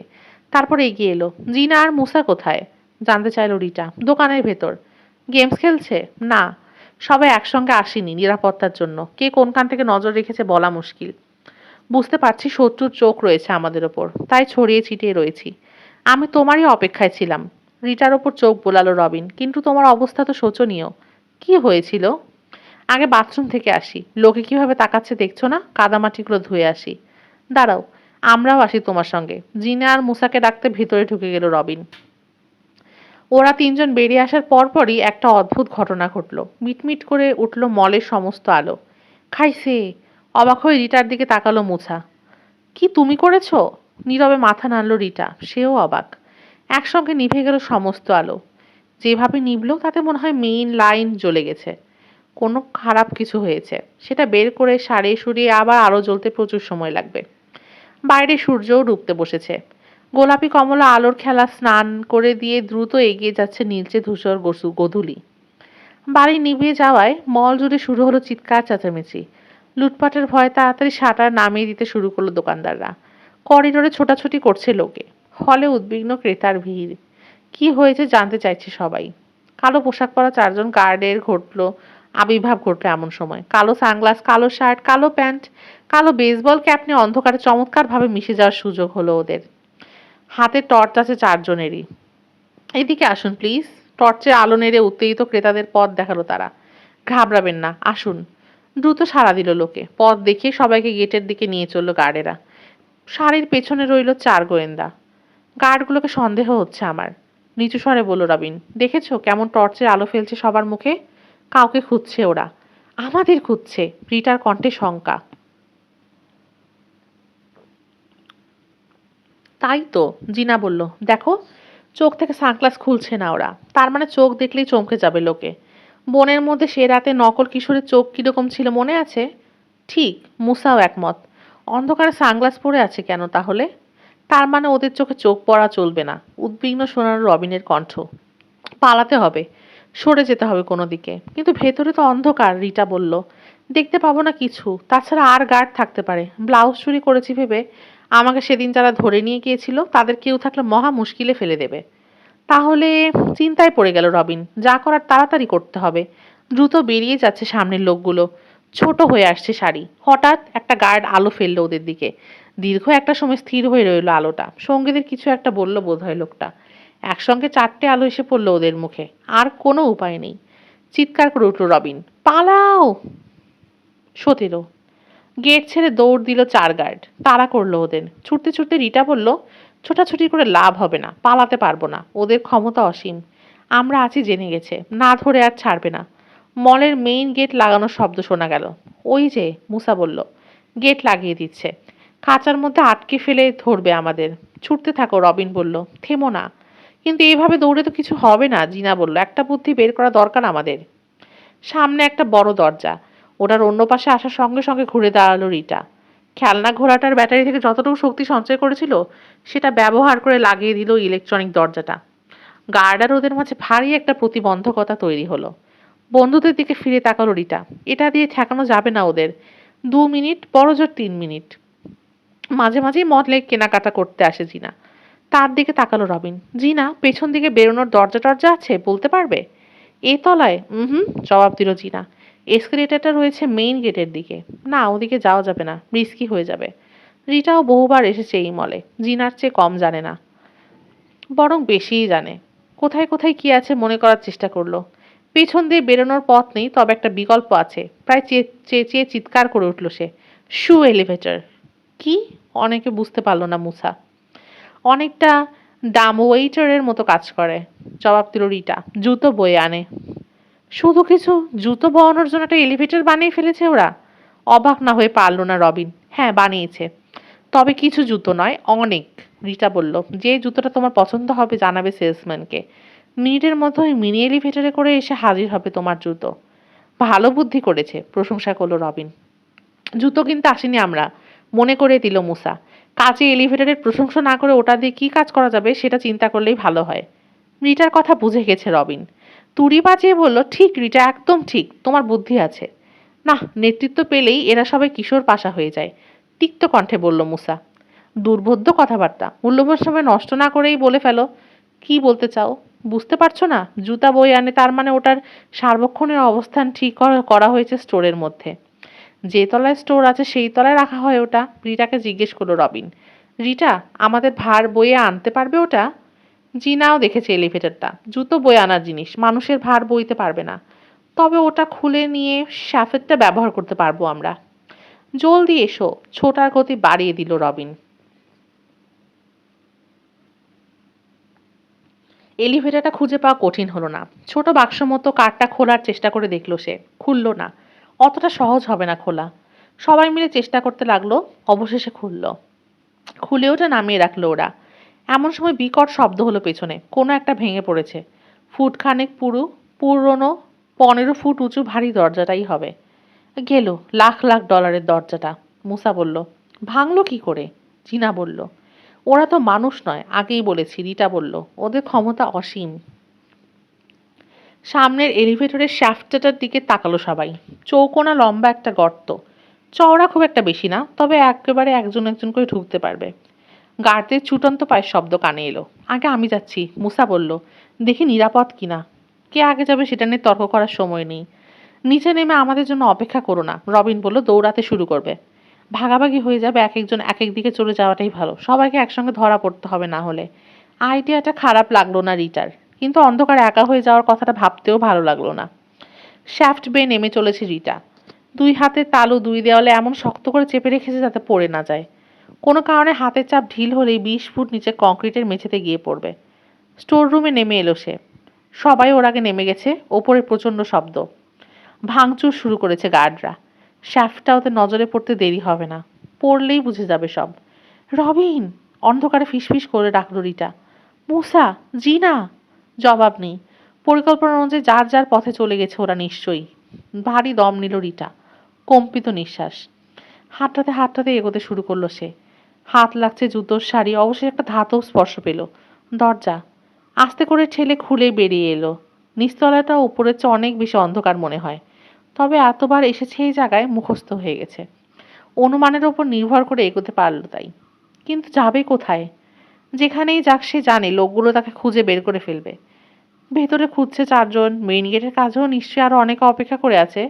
বন বন করে ভাবনার চাকাগুলো ঘুরতে শুরু করলো তার। কি করা যায়? টাইম জাম্প করে লাভ হবে? তাহলে ওরা আর ধরতে পারবে না ওকে। 13 বছর যদি পিছিয়ে নিয়ে যায়, কি করে খুঁজে পাবে? কিন্তু সময় ভ্রমণে অভ্যস্ত নয় এখনো সে। কিভাবে নিজে নিজে যাতায়াত করতে হয় জানে না। ব্লাউজটা দরকার, যেটাতে প্রোগ্রামিং করা আছে 1987 সাল, কিন্তু নেই ওটার সঙ্গে। ডেরিয়ালের সঙ্গে বেরোনোর সময় গায়ে দেওয়ার প্রয়োজন মনে করেনি। আচ্ছা, মনোনিবেশ করার জন্য একমাত্র ব্লাউজটাই কি দরকার? বিকল্প কিছুতে কাজ হবে না? চকিতে মাথায় গেল ছবিটার কথা। চেষ্টা করে দেখা যেতে পারে। করিডোরের শেষ মাথায় অন্ধকারের মধ্যে আবছা ধূসর একটা চৌকোনো বস্তুর মতো চোখে পড়ল মেইন গেটটা। জুতো খুলে ফেলে নিঃশব্দে পা টিপে টিপে এগোচ্ছে সে। কাছে এসে দেখলো তার অনুমান ঠিক। গেটের কাছে পাহারা দিচ্ছে একজন গার্ড। লোকটা তাকে দেখতে পাওয়ার আগে ইনফরমেশন কিস্কের কাছে সরে গেল রিটা। হাত বাড়িয়ে খুলে আনলো দেওয়ালে টানানো নিজের ছবিটা। গার্ড ইনচার্জকে তখন পায়ে হাত দিয়ে সালাম করতে ইচ্ছে হলো তার, ছবিটা ওখানে টানানোর জন্য। এত অন্ধকার এখানে ছবি দেখাটা খুব কঠিন। কাউন্টারের কাছ থেকে সরে গেল, যেখানে কাচের দরজার ভেতরে দিয়ে অতি সামান্য আবছা আলো চুইয়ে প্রবেশ করছে। দেখতে পেল ছবিটা। ব্লাউজের উপর কেন্দ্রীভূত করলো দৃষ্টি। কল্পনায় দেখতে শুরু করলো ব্লাউজ পরা অবস্থায় তার নিজের ছবি। অদ্ভুত এক অনুভূতি হলো, দাঁড়িয়ে যাচ্ছে ঘাড়ের লোম। তার মানে কাজ হচ্ছে। মাথার উপরে গুঞ্জন শুরু হলো। মুখ তুলে তাকে দেখে ফেললো গার্ড। ওয়াকি টকিতে মুখ লাগিয়ে চিৎকার করে উঠলো, টার্গেট এখানে। দৌড়াতে শুরু করলো লোকটা। 20 গজ দূরে রয়েছে। দ্রুত চলে আসছে কাছে। সময়ের দরজা সময় মতো খুলবে কিনা বুঝতে পারছে না রিটা। ছবিটা শক্ত করে চেপে ধরলো সে। গুঞ্জন বাড়ছে। কয়েকটা আঙুল চেপে ধরলো তার কাঁধ। কথা বলে উঠলো যান্ত্রিক একটা কণ্ঠ। এবার যাবে কোথায়? ফিরে তাকালো রিটা। কালো সানগ্লাস খুলে ফেলেছে গার্ড। টর্চের আলোর আভায় ভয়ঙ্কর চোখ দুটো দেখতে পেল রিটা। ছাড়ুন আমাকে। নিজেই নিজের শান্ত কণ্ঠ শুনে অবাক হয়ে গেল। কিছু প্রশ্ন আছে আপনার কাছে। কি প্রশ্ন? ছাড়লো না গার্ড। সময় নিতে চাইছে রিটা। গুঞ্জনটা যখন শুরু হয়েছে, জাম্প করতে পারবে বুঝতে পারছে। দপ করে চোখের সামনে থেকে নিভে গেল টর্চের আলো। পরক্ষণে উজ্জ্বল দিবালোকে বেরিয়ে এলো সে। চারপাশে তাকাতে লাগলো রিটা। দল ভেদে কেনাকাটা করতে এসেছে ক্রেতারা। কি ঘটেছে জানা আছে তার, তারপরেও অবাক না হয়ে পারল না। আবার অতীতে চলে এসেছে। আপাতত ভিনগ্রহবাসী গার্ডদের হাত থেকে বাঁচলেও অল্পক্ষণের মধ্যে আবার তাকে ফিরে যেতে হবে বর্তমানে। বাইরে যখন বেরোতেই পেরেছে, বাঁচার একটা উপায় করে তবেই আবার ভেতরে ঢুকবে ভবিষ্যতে সে অন্ধকার মলে। একটা ইলেকট্রনিক জিনিসপত্রের দোকানে ঢুকলো সে। মুখ তুলে তাকালো সেলস ক্লার্ক। ডিসেম্বরের শীতে ওর গায়ে গরমের পোশাক দেখে অবাক হয়ে গেল। মিষ্টি করে হেসে তার অবাক ভাবটা কাটিয়ে দেবার চেষ্টা করলো রিটা। বলল, হ্যালো, আমি কিছু একটা কিনতে চাইছি বাবার জন্মদিনে উপহার দেওয়ার জন্য। কয়েক সেকেন্ড পরে দোকান থেকে বেরিয়ে এলো রিটা, পেছনে হা হয়ে থাকা সেলস ক্লার্ককে দেখে। হতবাক হয়ে দোকানের জিনিসপত্রগুলো দেখছে সে। বুঝতেই পারছে না হঠাৎ কি এমন ঘটে গেল যে বন্ধ হয়ে গেল চালু করে রাখা রেডিও, টেলিভিশন, অডিও সেটগুলো। করিডোর ধরে দ্রুত এগোলো রিটা। শক্তিতে টইটুম্বর হয়ে আছে দেহ। প্রজাপতির মতো পাখা মেলে উড়ে চলেছে যেন। খেলনার দোকানে পাশ দিয়ে যেতে যেতে আরেকটা বুদ্ধি খেলে গেল ওর মাথায়। থমকে দাঁড়িয়ে রইল র্যাকে রাখা আলট্রা সোকার ওয়াটার গানটার দিকে। খানিক দূরে একটা বাচ্চা ছেলে আরেকটা খেলনা হাতে নিয়ে দেখছে। একটা বড় চকচকে সবুজ ডাবর ব্যারেল খেলনা রাইফেল। এগিয়ে গেল সে, হাত বাড়ালো ছেলেটার দিকে। দেবে একটু? দেখবো। এক মুহূর্ত রিটার মুখের দিকে তাকিয়ে থেকে হাত সরিয়ে নিল ছেলেটা। দাও খোকা, জোর দিয়ে বলল রিটা। তোমার চেয়ে বেশি প্রয়োজন ওইটা আমার। কাঁধে টোকা পড়তেই ফিরে তাকালো রিটা। দোকানের ম্যানেজার, বেজির মতো মুখ, সরু কুৎসিত গোঁফ। মুখটাকে গোমড়া করে রেখে জিজ্ঞেস করলো, জন্মদিনে দেবে? না। সময় ফুরিয়ে যাচ্ছে দ্রুত। হাতের আলোগুলোর দিকে তাকালো সে। এখনো উজ্জ্বল। মিটমিট করতে শুরু করার আগে যা করার করে ফেলতে হবে। যাকে কি যেন কিনবে সেটা তোমার ব্যাপার। পছন্দ হয়েছে? জিজ্ঞেস করলো লোকটা। মাথা ঝাঁকালো রিটা। র্যাক থেকে তুলে নিল আংটিটার সোকারটা। একটা শপিং ব্যাগ চেয়ে নিয়ে আরো কতগুলো খেলনা র্যাক থেকে নামিয়ে দ্রুত ভরে ফেললো। এগুলোর দাম বলতে গেল ম্যানেজার। দরজার দিকে রওনা হয়ে গেছে রিটা। ভেতরে থাকলে আটকা পড়তে হবে। চিৎকার করে উঠলো ম্যানেজার। আরে আরে, কোথায় যাচ্ছ? কথা শেষ হলো না। মিটমিট করতে লাগলো বাকিগুলো। সেই সঙ্গে গুঞ্জন। দপ করে নিভে গেল বাতি। পর্ব 18। ভিন্ন আরেক নাটক চলছে কাচুপিচুতে। ভীষণ ক্লান্ত হয়ে বিছানায় গড়িয়ে পড়ল কিশোর। শরীরের প্রতিটি পেশিতে ব্যথা। কাপড় খুলতেও ইচ্ছে করল না। এত ক্লান্তির পরেও ঘুম এলো না। যতবার চোখ বোজে গলা কাটা গরুটার চেহারা ফুটে ওঠে তার কল্পনায়। ধীরে ধীরে মিলিয়ে গেল গরুর চেহারা। তার জায়গা দখল করলো সিসির মুখ। সিসিকে কেন সন্দেহ করছে ওরা? জন্তু জানোয়ারের সঙ্গে ভালো আচরণ করে সে, এগুলোও তাকে পছন্দ করে, তার কথায় সাড়া দেয়। এর মধ্যে অশুভ ক্ষমতাটা কোথায় দেখতে পেল লোকে? হঠাৎ ঝটকা দিয়ে উঠে পড়ল বিছানায়। ঘোড়ার খুঁড়ের শব্দ। গায়ের ওপর থেকে চাদরটা টান মেরে সরিয়ে ফেলে বিছানা থেকে নেমে পড়ল। বুকের মধ্যে কাঁপুনিটা বেড়ে গেছে। জানালার কাছে এসে বাইরে উকি দিল। চোখে পড়ল দলটাকে। দম আটকে আসতে চাইল। সামনের আঙিনায় ঘুরে বেড়াচ্ছে ওরা। কতজন? 5, 10, 12 জন? নাকি আরও বেশি? রাতের অন্ধকারে ছায়ার মতো নড়ে চড়ে বেড়াচ্ছে। কি চায় ওরা? শেষ পর্যন্ত হুমকিটা কার্যকর করতেই কি চলে এলো? সিসিকে খুন করতে? পেছনের কাঠের মেঝেতে শব্দ হতেই পাক খেয়ে ঘুরে দাঁড়ালো সে। ছায়ায় দাঁড়িয়ে আছে হেনরি আর সিসি। তাকিয়ে আছে ওর দিকে, আতঙ্কিত। ওরা এসে গেছে, তাই না? কাঁপা কাঁপা কণ্ঠে ফিসফিস করে বলল সিসি। জোরে একবার মাথা ঝাঁকি দিল কিশোর। হ্যাঁ। পাশে এসে দাঁড়ালো দুই ভাই বোন। একসঙ্গে জানালা দিয়ে মুখ বাড়িয়ে তাকালো সবাই। ঘোড়াগুলোর ঘোরাঘুরি বন্ধ হয়েছে। লম্বা সারি দিয়ে দাঁড় করিয়েছে তাদের সওয়ারিরা। আজ আরো অনেকগুলো গরুকে মেরে ফেলতে হয়েছে, চিৎকার করে বলল একজন। এর জন্য দায়ী হচ্ছে ওই ডাইনি মেয়েটা, জন ফ্রেঞ্চ বলল। ওর স্লিংয়ে ঝোলানো হাতটাকে দেখতে সাদা তোকানো নিশানের মতো। ওকে নামিয়ে দাও, বাকি দুজনকে কিছু করব না। কিশোরের গা ঘেঁষে এলো সিসি। ওর গায়ের কাঁপুনি টের পাচ্ছে কিশোর। কাঁধে একটা হাত রেখে সান্ত্বনা দিল। তার অন্য হাতটা আঁকড়ে ধরে আতঙ্কিত হেনরি। আপনাদের গরুগুলো মারা যাচ্ছে, এজন্য সত্যি দুঃখিত আমরা, জবাব দিলে কিশোর। এতে সিসির কোনো হাত নেই। দয়া করে চলে যান আপনারা, আমাদের একা থাকতে দিন। সব শয়তানির মূলে ওই ডাইনি মেয়েটা, মার্ক ফ্রেঞ্চ বলল। নেকড়ে আর সাপ নিয়ে কি করেছে সবই শুনেছি আমরা। আমাদের সবারই গরু মরেছে, তোমাদের একটাও মরে না কেন? তুমি বাইরের লোক কিশোর পাশা, তোমার সঙ্গে আমাদের কোনো শত্রুতা নেই। মেয়েটাকে পাঠিয়ে দাও এখানে, তোমাকে কিছু করব না আমরা। জলদি বের করে দাও শয়তানিটাকে, বলল আরেকজন। জীবনেও না, চিৎকার করে উঠল কিশোর। আমার প্রাণ থাকতে নয়। বেশ, মরো তাহলে। জন ফ্রেঞ্চ বলল। তোমাকে একটা সুযোগ দিয়েছিলাম কিশোর পাশা, তুমি সেটা নাওনি। বলেই মশাল জ্বলে উঠল। পটাপট জ্বলে উঠল আরো কয়েকটা। মশাল হাতে ঘোড়ায় চেপে বাড়ির চারপাশে চক্কর দিতে শুরু করলো লোকগুলো। লাগিয়ে দাও, দেখছো কি? মার্কের চিৎকার শোনা গেল। পুড়িয়ে মারো ডাইনিটাকে। বাড়ির দিকে একজনকে মশাল ছুঁড়ে দিতে দেখলো কিশোর। ওপরের বারান্দার এক প্রান্তে এসে পড়ল মশালটা। কিশোরের জানালার সামনে নেচে উঠল আগুন। চিৎকার করে উঠল সিসি।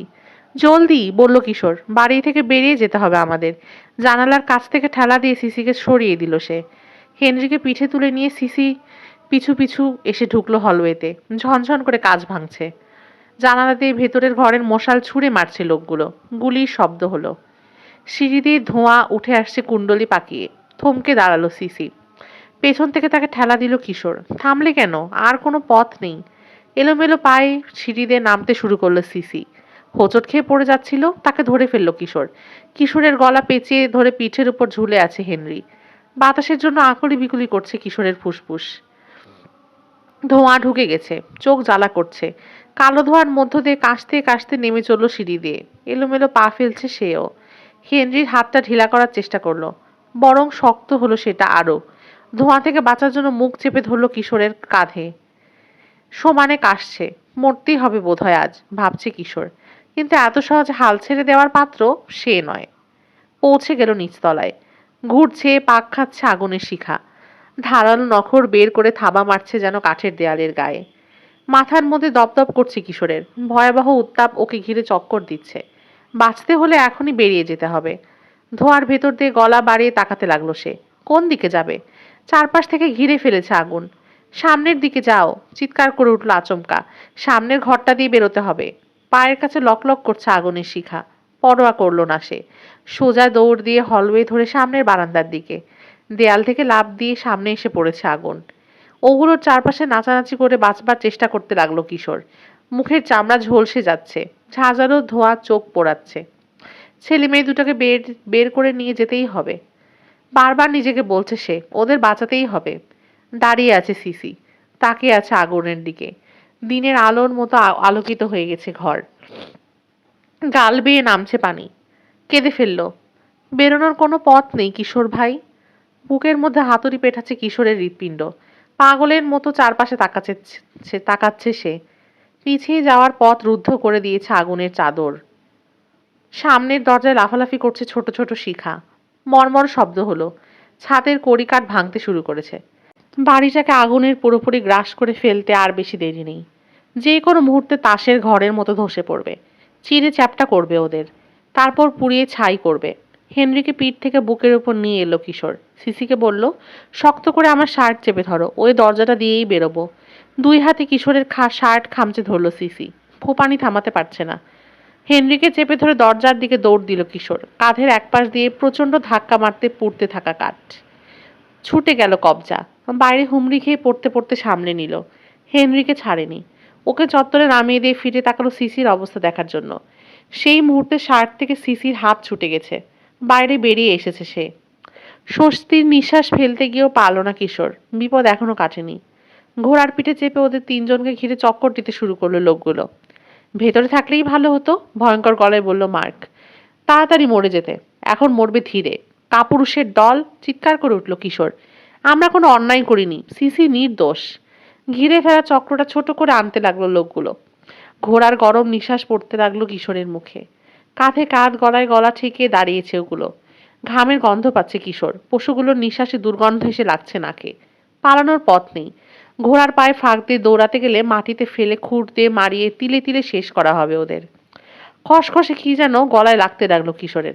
চামড়ার ফালি একটা ফাঁস তার গলায় নামিয়ে দিচ্ছে মার্ক ফ্রেঞ্চ। একটা জানোয়ার আর অবশিষ্ট নেই তোমাদের, বলল সে। এবার তোমাদের পালা। সব কটাকে ফাঁসিতে ঝোলাবো। ইবলিশের ঝাড় বংশ সব সাফ করে ফেলবো। 19। খেলনার দোকানটার দিকে ঘুরে তাকালো রিটা। শাটার নামানো, নীরব, অন্ধকার। রেগে যাওয়া ম্যানেজারও নেই। বাচ্চা ছেলেটা নেই, কোনো লোকই নেই। অন্ধকার করিডোরে চোখ বোলালো সে। রবিন কোথায়? মুসা আর জিনা? কয়েক মিনিট পরে জানতে পারলো তার আশঙ্কাই ঠিক। বেরোতে পারেনি ওরা। সামনে অন্ধকারে খাবারের দোকানটাতে হুটোপুটির শব্দ। বোধহয় লড়াই করছে। দৌড় দিল রিটা। সামনের একটা ফোয়ারা থেকে পানি ভর্তি করে নিল সোকার গানটার ম্যাগাজিনে। মনে মনে প্রতিজ্ঞা করলো, কাজ শেষ হয়ে গেলেই যাদের জিনিস আবার তাদের ফিরিয়ে নিয়ে আসবে। জিনিস দিতে না পারলে দামটা দিয়ে আসবে। হঠাৎ থরথর করে কাঁপতে শুরু করলো পুরো মল। ভূমিকম্প শুরু হলো নাকি? না, ভূমিকম্প নয়, বড় কোনো জেট প্লেন যাচ্ছে। তারপর মনে হলো, জেট প্লেনও নয়, অন্য কিছু। কি শুরু হলো এই মলে? থামলো না সে। খাবারের দোকানের কাছে এসে দেখলো চেয়ার টেবিল সব উল্টে পড়ে ছত্রখান হয়ে আছে। কোন দিকে তাড়া করে নিয়ে যাওয়া হয়েছে রবিনদের বোঝা যায় না, বেরোতে পারেনি ওরা। শেষ মাথায় গিয়ে কোণঠাসা করে ফেলেছে গার্ডরা। পেছন দিকে হাত মুচড়ে দেওয়ালের গায়ে চেপে ধরেছে মুসা, রবিন আর জিনাকে। নড়তেও কষ্ট হচ্ছে ওদের। লড়াই শেষ। সবার মুখ উপর দিকে। কি দেখছে ওরা? রিটাও স্কাইলাইটের দিকে মুখ তুলে তাকালো। হা হয়ে গেল মুখ। একটা ইউএফও ফুড কোর্টের উপর নেমে আসছে। ভয়ানক শব্দে ভেঙে পড়লো স্কাইলাইটের কাঁচ। ধীরে ধীরে নামতে শুরু করলো যানটা। বিল্ডিং এর মধ্যে ঢুকে পড়েছে। ওটার ভীষণ শক্তিশালী জেট ইঞ্জিন থেকে বেরোনো বাষ্প আর আগুনের হলকায় পুড়ে গলে পানি হয়ে যেতে লাগলো প্লাস্টিক। আগুন ধরে গেল চায়না বান স্ট্যান্ডটায়। বৃষ্টির মতো চতুর্দিকে ছিটকে পড়তে লাগলো কাঁচ, ধাতু আর কাঠের টুকরো। ভয়াবহ গরম হলকা এসে লাগলো লিটার মুখে। নিজের চোখকে সে বিশ্বাস করতে পারছে না। সত্যি সত্যি একটা ইউএফও নেমে এসেছে মলের ভেতর। 6টা ধাতব পা বেরিয়ে এলো ওটার পেট থেকে। পোড়া মেঝেতে ছড়িয়ে বসলো। খুলে গেল হ্যাচওয়ে। তীব্র সাদা আলো ছড়িয়ে পড়ল ঘরের মধ্যে। প্রায় নিঃশব্দে নেমে এলো মইয়ের মতো ধাতব সিঁড়ি। ইউএফও থেকে নামলো এক ভিন গ্রহবাসী। অবিকল মানুষের মতোই দেখতে, তবে খুব লম্বা। চোখ দুটো অস্বাভাবিক। লাল অঙ্গারের মতো জ্বলছে ধকধক করে। রূপালি রঙের পোশাক পরনে, হাতে ছোট্ট একটা জিনিস, কোনো ধরনের অস্ত্র। কথা বলে উঠল লোকটা। ভারী কণ্ঠস্বর, একেবারে যান্ত্রিক। সিনেমার রোবটরা যেভাবে কথা বলে ঠিক সেরকম। রবিন, মুসা, জিনাকে মহাকাশযানে তোলার হুকুম দিল। ওদেরকে কি প্রয়োজন এই ভিন গ্রহবাসীগুলোর? কি করবে নিয়ে গিয়ে? প্রায় কোনো রকম বাধাই দিতে পারল না 3 গোয়েন্দা। মহাকাশযানে তোলা হলো ওদের। অন্ধকার ছায়ার দিকে তাকে নেতা গোছের লোকটা বলল, রিটা গোল্ডবার্গ, বেরিয়ে এসো, নইলে তোমার বন্ধুদের খুন করা হবে। মোটা থামের আড়ালে লুকিয়ে পড়েছে রিটা। ওখান থেকেই জবাব দিল, কি করে বুঝবো আমি বেরোলে আমাকে সহ খুন করবে না? ঝটকা দিয়ে তার দিকে ঘুরে গেল নেতার মুখ। চট করে সরে গেল রিটা। ময়লা ফেলার একটা ধাতব ড্রামের আড়ালে লুকিয়ে পড়ল। আমাদের ওপর বসের নির্দেশ আছে, তোমাদেরকে জ্যান্ত নিয়ে যেতে হবে, জবাব দিল নেতা। যদি সম্ভব হয়। বেশি জ্বালাতন করলে শেষ করে দিতেও বলা হয়েছে। তবে এবার ভেবে দেখো কোনটা তোমার পছন্দ। লাশগুলো নিয়ে গেলেও চলবে। 3-3টে তাজা লাশ দেখলেই কম খুশি হবে না বস? ঢোক গিলল রিটা। এক মুহূর্ত চিন্তা করলো, তারপর 2 হাত মাথার ওপরে তুলে বেরিয়ে এলো। এই যে আমি এসেছি। বুদ্ধিমতী মেয়ে। একঘেয়ে কণ্ঠস্বর লোকটার, পুরোই রোবটের মতো আচরণ। খুব চালাক, বন্ধুদের জীবন বাঁচালে। লোকটার চোখে চোখ তাকালো রিটা। ওর চেয়ে অনেক লম্বা। পারবে ওর সঙ্গে? পারতেই হবে। চোখ বুঝল রিটা। ভয় নেই মনে। শক্তি কেন্দ্রীভূত করছে। বেজে উঠল সাইরেন। পুলিশের গাড়ি। ময়লা ফেলার পিপাটার কাছ থেকে বেরিয়ে এসে ফুড কোর্টটাকে ঘিরে ফেল রজন খানেক গাড়ি। তীব্র গতিতে ছোটাছুটি শুরু করলো মেঝেতে। প্রচুর বিদ্যুৎ হজম করেছে রিটা। সেই শক্তি প্রয়োগ করে চালাচ্ছে খেলনাগুলোকে। পায়ের কাছে রকেট গতিতে ছুটোছুটি করতে থাকা খেলনাগুলো রিটার প্রতি মনোযোগ নষ্ট করে দিল নেতার। এই সুযোগে পিপার আড়ালে চলে এলো আবার রিটা। রাইফেলটা হাতে নিয়ে বেরোলো। খবরদার, গর্জে উঠল সে। নেতার দিকে তাক করে রেখেছে খেলনা অস্ত্র। নড়লেই গুলি করব। দ্বিধায় পড়ে গেল নেতা। অস্ত্রটার দিকে তাকিয়ে আছে। খেলনা, ওটা তোমাকে বাঁচাতে পারবে না। ট্রিগার টেনে দিল রিটা। পিচকারির মতো তীব্র গতিতে ছুটে গেল রূপালি পানির সরু একটা ধারা। ভিজিয়ে দিল নেতাকে। মুখের ভেতর থেকে থু থু করে পানি ফেললো নেতা। বোকা মেয়ে, তুমি ভেবেছো সিনেমার রোবটগুলোর মতো পানি দিয়ে আমাকে গলিয়ে ফেলবে? গা ছেড়ে পানি পড়ে লোকটার পায়ের কাছে জমা হলো। পায়ের কাছ থেকে পানির একটা রেখা মেঝে বেয়ে রিটার কাছে এসে থেমেছে। গলাবো কেন? বলল রিটা। কাবাব বানাবো। হাঁটু গেড়ে বসে পড়ল সে। পানির রেখার মাথাটার ওপর দৃষ্টি স্থির। ছিটকে বেরোতে শুরু করলো গোলাপি স্ফুলিঙ্গ। পানি বেয়ে ভয়ঙ্কর ভোল্টের বিদ্যুৎ তীব্র গতিতে ধেয়ে গেল লোকটার দিকে। চোখের পলকে গিলে ফেললো তাকে গোলাপি বিদ্যুতের জাল। মাটিতে পড়ে জবাই করা ছাগলের মতো ছটপট করতে শুরু করলো সে। তারপর নিথর হয়ে গেল। চেঁচামেচি শুরু করে বেরিয়ে এলো 4 গার্ড। মই বেয়ে দ্রুত নেমে এলো নিচে। নেতার দেহটা দেখলো। কে এগোবে এরপর? হুমকি দিয়ে বলল রিটা। এক মুহূর্ত তাকালো ওরা, তারপর এগিয়ে এসে ঘিরে ফেলার চেষ্টা করতে লাগলো। ওদেরকে কাছে আসার সুযোগ দিল রিটা। হাসি হাসি কণ্ঠে বলল, জো জো খেলবে? লাফ দিয়ে তার হাতে বেরিয়ে এলো একটা লম্বা ধাতব স্প্রিং এর মতো খেলনা। মাথার উপর ঘোরাতে শুরু করলো। গোলাপি আরো চক্র তৈরি করলো স্প্রিংটা। ভয়াবহ বিদ্যুতের ছোঁয়ায় মাটিতে লুটিয়ে পড়লো 4 ভিনগ্রহবাসী গার্ড। একটা সেকেন্ডও আর দেরি করলো না রিটা। পাঁচটা দানবকে ধরাশায়ী করে আত্মবিশ্বাস বেড়ে গেছে তার। ওরা জ্ঞান ফিরে পাওয়ার আগেই মই বেয়ে উঠে ঢুকে পড়লো ইউএফওর ভিতরে। মহাকাশযানের ভেতরটা আহামরি কিছুই নয়। আধুনিক যাত্রীবাহী জেট প্লেনের পাইলটের কেবিনে যে ধরনের কন্ট্রোল প্যানেল থাকে ঠিক সেই রকম, কেবল ছাদটা অন্যরকম, ঝলমলে সাদা আলোকিত গম্বুজের মতো। হ্যাচকা লাগিয়ে দিল সে। দেওয়ালে সুইচ রয়েছে, নিচে লেখা হ্যাচ। সুইচটা অফ করে দিতেই লেগে গেল হ্যাচ। ঘুরে তাকাতেই একাধারে মুসা, রবিন আর জিনাকে দেখতে পেল সে। দাঁড়িয়ে আছে ওরা, কিংবা বলা যায় দাঁড়ানো অবস্থায় আটকে রাখা হয়েছে ওদের। মেঝে থেকে ছাদ পর্যন্ত লম্বা, পরিষ্কার, হালকা হলুদ রঙের প্লাস্টিকের মোটা টিউব খাড়া করে রাখা। তাতে ভরে রাখা হয়েছে 3 জনকে। কেমন আচ্ছন্নের মতো হয়ে আছে ওরা। ল্যাবরেটরিতে মৃত প্রাণীকে যেমন করে তরল ওষুধের মধ্যে ভরে রাখা হয়, অনেকটা তেমনি ভাবে। তফাৎ কেবল ওরা জানতো। কন্ট্রোল প্যানেলের দিকে তাকালো রিটা। আশ্চর্য, আরেকটা ক্ষমতা অনুভব করেছে নিজের মধ্যে। প্যানেলটা যেন তার বহু পরিচিত।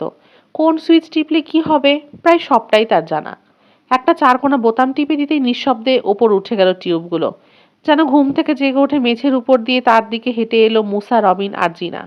অনেক ধন্যবাদ রিটা, জিনা বলল। আমি জানতাম তুমি আসবে। ভেন্নাগুলোর কি অবস্থা? মুসা জানতে চাইল। বিপদ কি কাটলো আমাদের? এখনো কাটেনি, জবাব দিল রিটা। তুমি ঢুকলে কি করে? রবিন জিজ্ঞেস করলো। লড়াই করেছে ওদের সঙ্গে, ওরা হেরেছে। খাইছে। চোখ বড় হয়ে গেল মুসার। একা একা ওই পাঁচটা দৈত্যকে কাবু করে ফেললে? নইলে কি আর আমাকে এখানে ঢুকতে দিত?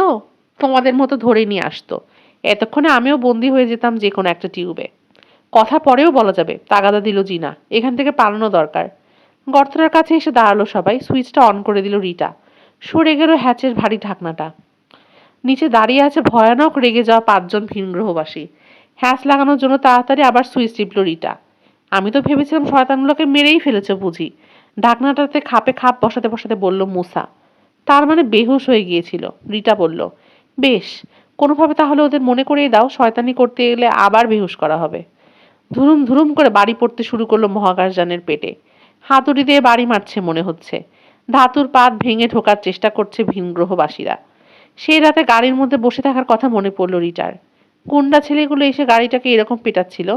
তবে সেবার জন্মদিনের কেক মুখে মাখিয়ে দিয়ে পালানোর সুযোগ দিয়েছিল। এবার আর ততটা সহজ হবে না।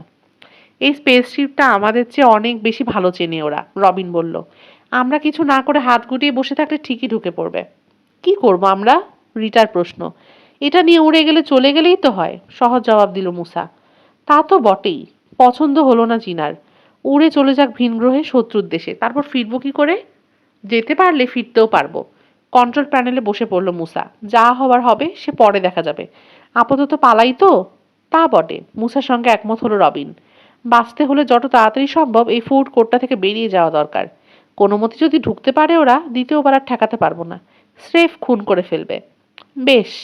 কন্ট্রোল প্যানেলের দিকে মনোযোগ দিল মুসা। চালানো শুরু করলাম আমি। 20। রবিন, জিনা আর রিটা মহাকাশযানের গা ঘেঁষে দাঁড়ালো। ধরার মতো যে যা পেল শক্ত করে চেপে ধরলো। কন্ট্রোল প্যানেলের সামনের সিটে সিট বেল্ট লাগানো আছে, সেটা পরে ফেলল মুসা। সমানে পিটিয়ে চলেছে ভিনগ্রহবাসীরা। বিকট শব্দ সহ্য করা যাচ্ছে না। মনে হচ্ছে মহাকাশযানের ভেতরেই তৈরি হচ্ছে শব্দটা। সময় বেশি নেই।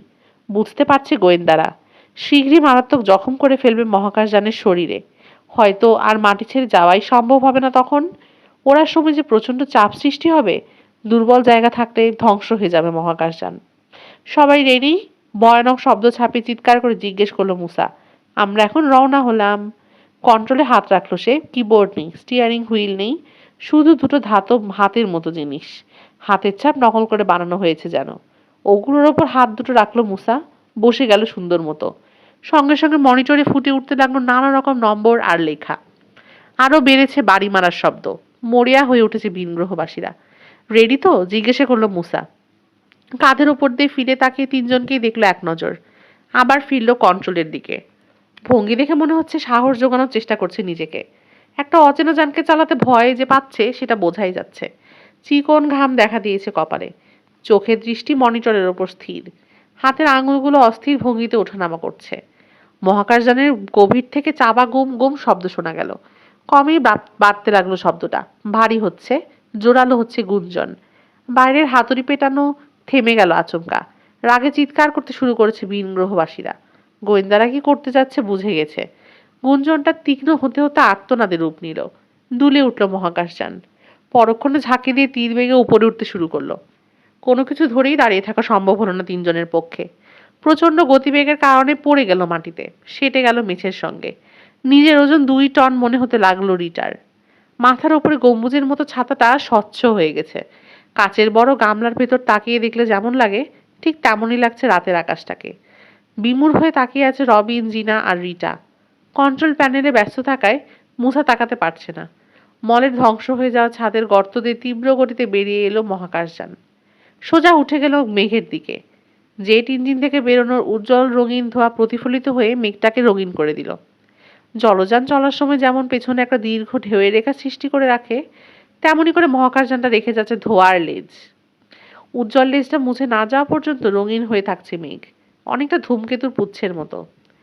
মেঘ থেকে বেরিয়ে এলো মহাকাশযান, আরো উপরে উঠল। আকাশটা এখন শুধুই কালো। গম্বুজের ভেতর দিয়ে তারাগুলোকে বড় বড় লাগছে, তবে কিছুটা ঘোলাটে। রবিন ভাবছে পৃথিবীর সীমানাকে ছাড়িয়ে এলো। মহাকাশটাকে দেখতে কি কেমন এমনই লাগে? বিমান থেকে যেরকম দেখা যায় তার সঙ্গে এখনকার আকাশের তেমন কোনো তফাৎ খুঁজে পেল না সে। হতে পারে পৃথিবীর সীমানা এখনো কাটায়নি মহাকাশযান। কখন কাটাবে? চলছে যে তাতে কোনো সন্দেহ নেই। ওপরে ওঠার সময় নিচের দিকে যেভাবে টানছিল মাধ্যাকর্ষণ, সেই কারণে মেঝেতে পড়ে গিয়েছিল ওরা। সেই টানটা আর এখন নেই। উঠে দাঁড়ালো রবিন। দেখা দেখি জিনা আর রিটা উঠল। মুসার কাছে এসে দাঁড়ালো রবিন। চালাতে তাহলে পারছো? চালানোর ব্যাপারে তুমি তো একটা জিনিয়াস, প্রশংসা করলো রিটা। প্লেন চালাতে পারো জানতাম, কিন্তু ভাবতেই পারিনি স্পেসশিপও চালাতে পারবে। কি করে বুঝলে? খুব সহজ, হাসতে হাসতে জবাব দিল মুসা। কেবিনের আলোয় ঝকঝক করতে থাকলো তার সাদা দাঁত। রহস্যটা ফাঁস করে দিলেই বুঝবে, একটা বাচ্চা ছেলেও চালাতে পারবে এটা। আমি শুধু অটো পাইলট চালু করে দিয়েছি। তার মানে নিজে নিজেই চলছে এখন এটা? ভুরু কুচকে ফেললো জিনা। কোর্স যেখানে সেট করে রাখা আছে সেখানেই গিয়ে নামবে? মাথা ঝাঁকালো মুসা। তাই তো করার কথা। পৃথিবীতে মানুষের তৈরি প্লেন জাহাজ তাই তো করে। কাজটা কি ঠিক হবে? রিটার প্রশ্ন। না হওয়ারই বা কি হলো? অনিশ্চিত ভঙ্গিতে জবাব দিল মুসা। প্রাণে তো বাঁচলাম। কই আর বাঁচলাম, রবিন বলল। মলের রোগগুলোর হাত থেকে বেঁচেছি, কিন্তু গিয়ে তো নামতে হবে ওদেরই দেশে, অর্থাৎ শত্রুর দেশে। কোন গ্রহে যাচ্ছি ওখানকার কোনো কিছুই না জেনে হুট করে চলে যাওয়াটা কি ঠিক হবে? তা তো হবেই না। হাসি মুছে গেল মুসার। কিন্তু আর কি করতে পারি? কিছু একটা উপায় বের করা দরকার, বেশি দেরি হয়ে যাওয়ার আগেই, চিন্তিত স্বরে বলল রবিন। করো করো, যা পারো জলদি করো। ভাবাভাবি আমার কম্ম নয়। আমাকে যেভাবে চালাতে বলবে আমি সেভাবেই চালাবো। তার চেয়ে একটা কাজ করি বরং, রিটা বলল। যেভাবে চলেছে এটা চলতে থাকুক, দেখি কোনখানে গিয়ে থামে। জায়গাটা দেখে নেওয়া দরকার। তারপর আবার অটো পাইলট চালু করে সহজেই পৃথিবীতে ফিরে আসা যাবে। তা ঠিক, মাথা ঝাঁকালো রবিন। বুদ্ধিটা মন্দ না। হ্যাঁ, সুযোগ যখন একটা পাওয়াই গেল। জিনার কণ্ঠে উত্তেজনা। গ্রহটা দেখে আসলে মন্দ হয় না। সিটে হেলান দিল মুসা। আমি রাজি। 21। কিশোরের গলা থেকে ফাঁসটা খুলে নিল মার্ক। খিক খিক করে আসলো। না, অত সহজে মারবো না। এত তাড়াতাড়ি মেরে ফেললে মজাটা আর রইল কোথায়? হঠাৎ চালার একটা জ্বলন্ত অংশ পড়ল মাটিতে। ঘাবড়ে গিয়ে পেছনের পায়ে ভর দিয়ে দাঁড়ালো ঘোড়াগুলো। চোখ উল্টে দিয়েছে, ওগুলোর কালো চোখে আতঙ্ক। হেনরির হাত ধরে হ্যাচকা টান মেরে সরিয়ে নিল কিশোর। ঘোড়াগুলোকে সামাতে পারল না সওয়ারিরা। ভয় চিৎকার করতে করতে অন্ধকারে ছোটাছুটি শুরু করেছে ওদের বাহনগুলো। জিন আঁকড়ে ধরে বসে রইল কেউ, কেউ বা ঝুলে রইল একপাশে, প্রাণ বাঁচানোর তাগিদে অস্থির। মাটিতে পড়তে পড়তে জিনে আটকে গেল জন ফ্রেঞ্চের ভাঙা হাতের স্প্রিং। পা ভেঙে পড়ে আছে মাটিতে। হিচড়ে নিয়ে তাকে দৌড় দিল ঘোড়াটা। এতদিকে পথ খোলা থাকতে ওটা ছুটলো জ্বলন্ত বাড়িটার দিকে। একই রকম অদ্ভুত কাণ্ড করলো মার্কের ঘোড়াটাও। সওয়ারি নিয়ে সোজা জ্বলন্ত বাড়ির দিকে দৌড়। ঠিক এই সময় চালার আরো একটা বড় অংশ ভেঙে পড়লো ওদের ওপর। আগুন গ্রাস করে নিল ওদের। মাথা ছাড়া দিতে দিতে একটা ঘোড়াকে কোনো মতো আগুনের ভেতর থেকে বেরিয়ে আসতে দেখলো কিশোর। কেশরে আগুন ধরে গেছে। মার্ক ফ্রেঞ্চ নেই তার পিঠে। এই ভয়ঙ্কর দৃশ্য থেকে 2-4 জন সাহসী যা ছিল দলে তারাও আর দেরি করলো না, হয় ঘোড়ার পিঠে বসে নয়তো লাফ দিয়ে মাটিতে পড়ে দৌড়ে পালাতে লাগলো, দিগ্বিদিক জ্ঞান শূন্য হয়ে। চোখের পলকে খালি হয়ে গেল জায়গাটা। আগুনের হলুদ আলোয় আলোকিত গর্ধপের দল। বিড়বিড় করে বলল সিসি, ঘোড়া যে আগুনকে ভয় পায় ভুলেই গিয়েছিল ওরা। হ্যাঁ, বিমূঢ় ভঙ্গিতে মাথা ঝাঁকালো কিশোর। আগুনের এত কাছে আসা উচিত হয়নি ওদের। জ্বলন্ত বাড়িটার দিকে চোখ তুলে তাকালো সে। জন বা মার্ক বেরিয়ে আসছে কিনা দেখছে। ওদের ঘোড়া দুটো পালিয়েছে, একটার পিঠেও সওয়ারি ছিল না। চালার নিচে চাপা পড়েছে দুই ভাই। জ্ঞান হারিয়ে থাকলে সব সাহায্যের বাইরে চলে গেছে ওরা এতক্ষণে। গায়ে কাটা দিল তার। সিসি আর হেনরির কাঁধে দুই হাত রেখে যেন সাহস সঞ্চয় করতে চাইল। আগুনের লেলিহান শিখা ক্রমেই উপরে উঠে যাচ্ছে, লোভী দানবের মতো পুরো বাড়িটাকে গিলে খাচ্ছে। পালানো দরকার। সংবিত ফিরে পেল যেন কিশোর হঠাৎ। লোকগুলো শীঘ্রই ফিরে আসবে। মার্কার জনের কি হয়েছে দেখতে। দুই ভাই বেঁচে থাকলেও আমাদের ছাড়বে না, আর মরে গেলে তো খেপা কুকুর হয়ে যাবে ওদের পরিবারের লোকজন। কিন্তু ছেলে মেয়ে দুটোকে নিয়ে কোথায় যাবে সে? এই এলাকায় কে সাহায্য করবে তাকে? খাবার নেই, পকেটে একটা পয়সা নেই। রাইফেলটাও রয়ে গেছে ঘরের সঙ্গে সঙ্গে। যাবো কোথায়? মৃদুস্বরে জানতে চাইল সিসি। বড় করে দম নিল কিশোর। বনের মধ্যে কাটিয়ে দেবো আজকে রাতটা, কাল একটা বুদ্ধি বের করব। তার প্যান্ট খামচে ধরল হেনরি। চোখ নামালো কিশোর। হেনরির ছোট্ট তুলতুলে গালে ছাই আর কালি লেগে আছে। সবুজ চোখ দুটো অনেক বড় লাগছে এখন, টলমলে যেন গভীর দিঘির পানি। ঝুলে পড়েছে ছোট ছোট কাঁধ। এখানে আমরা থাকবো না। ভীষণ ক্লান্ত লাগছে কিশোরের, কিন্তু তবুও দুই হাত বাড়িয়ে কোলে তুলে নিল হেনরিকে। থাকলে মরতেই হবে। ঘুরে দাঁড়িয়ে বনের দিকে হাঁটা শুরু করলো সে। সিসি, আমার শার্ট ধরে রাখো, কোনো কমে আলাদা হওয়া যাবে না। বনের মধ্যে ঢুকে পড়লো ওরা। চাঁদের আলোকে আড়াল করে রেখেছে গাছপালার ঘন ডালপাতা। পেছন থেকে শার্ট ধরে হাঁটতে হাঁটতে বারবার কিশোরের পায়ে হোঁচট খাচ্ছে সিসি। গায়ের ওপর এসে পড়ছে। কাঁধে বসা হেনরি দুই পা দিয়ে পেঁচিয়ে ধরেছে গলা। এ অবস্থায় হাঁটা খুব কঠিন হয়ে পড়েছে কিশোরের জন্য। অনেকবার হোঁচট খেয়ে সিসি বলল, সরি কিশোর ভাই, দেখতে পাচ্ছি না। হয়েছে, জবাব দিল কিশোর। হাঁটার গতি এবার কমানো যায়। বনের মধ্যে এত অন্ধকার, বাপরে! গলা কেঁপে উঠল সিসির।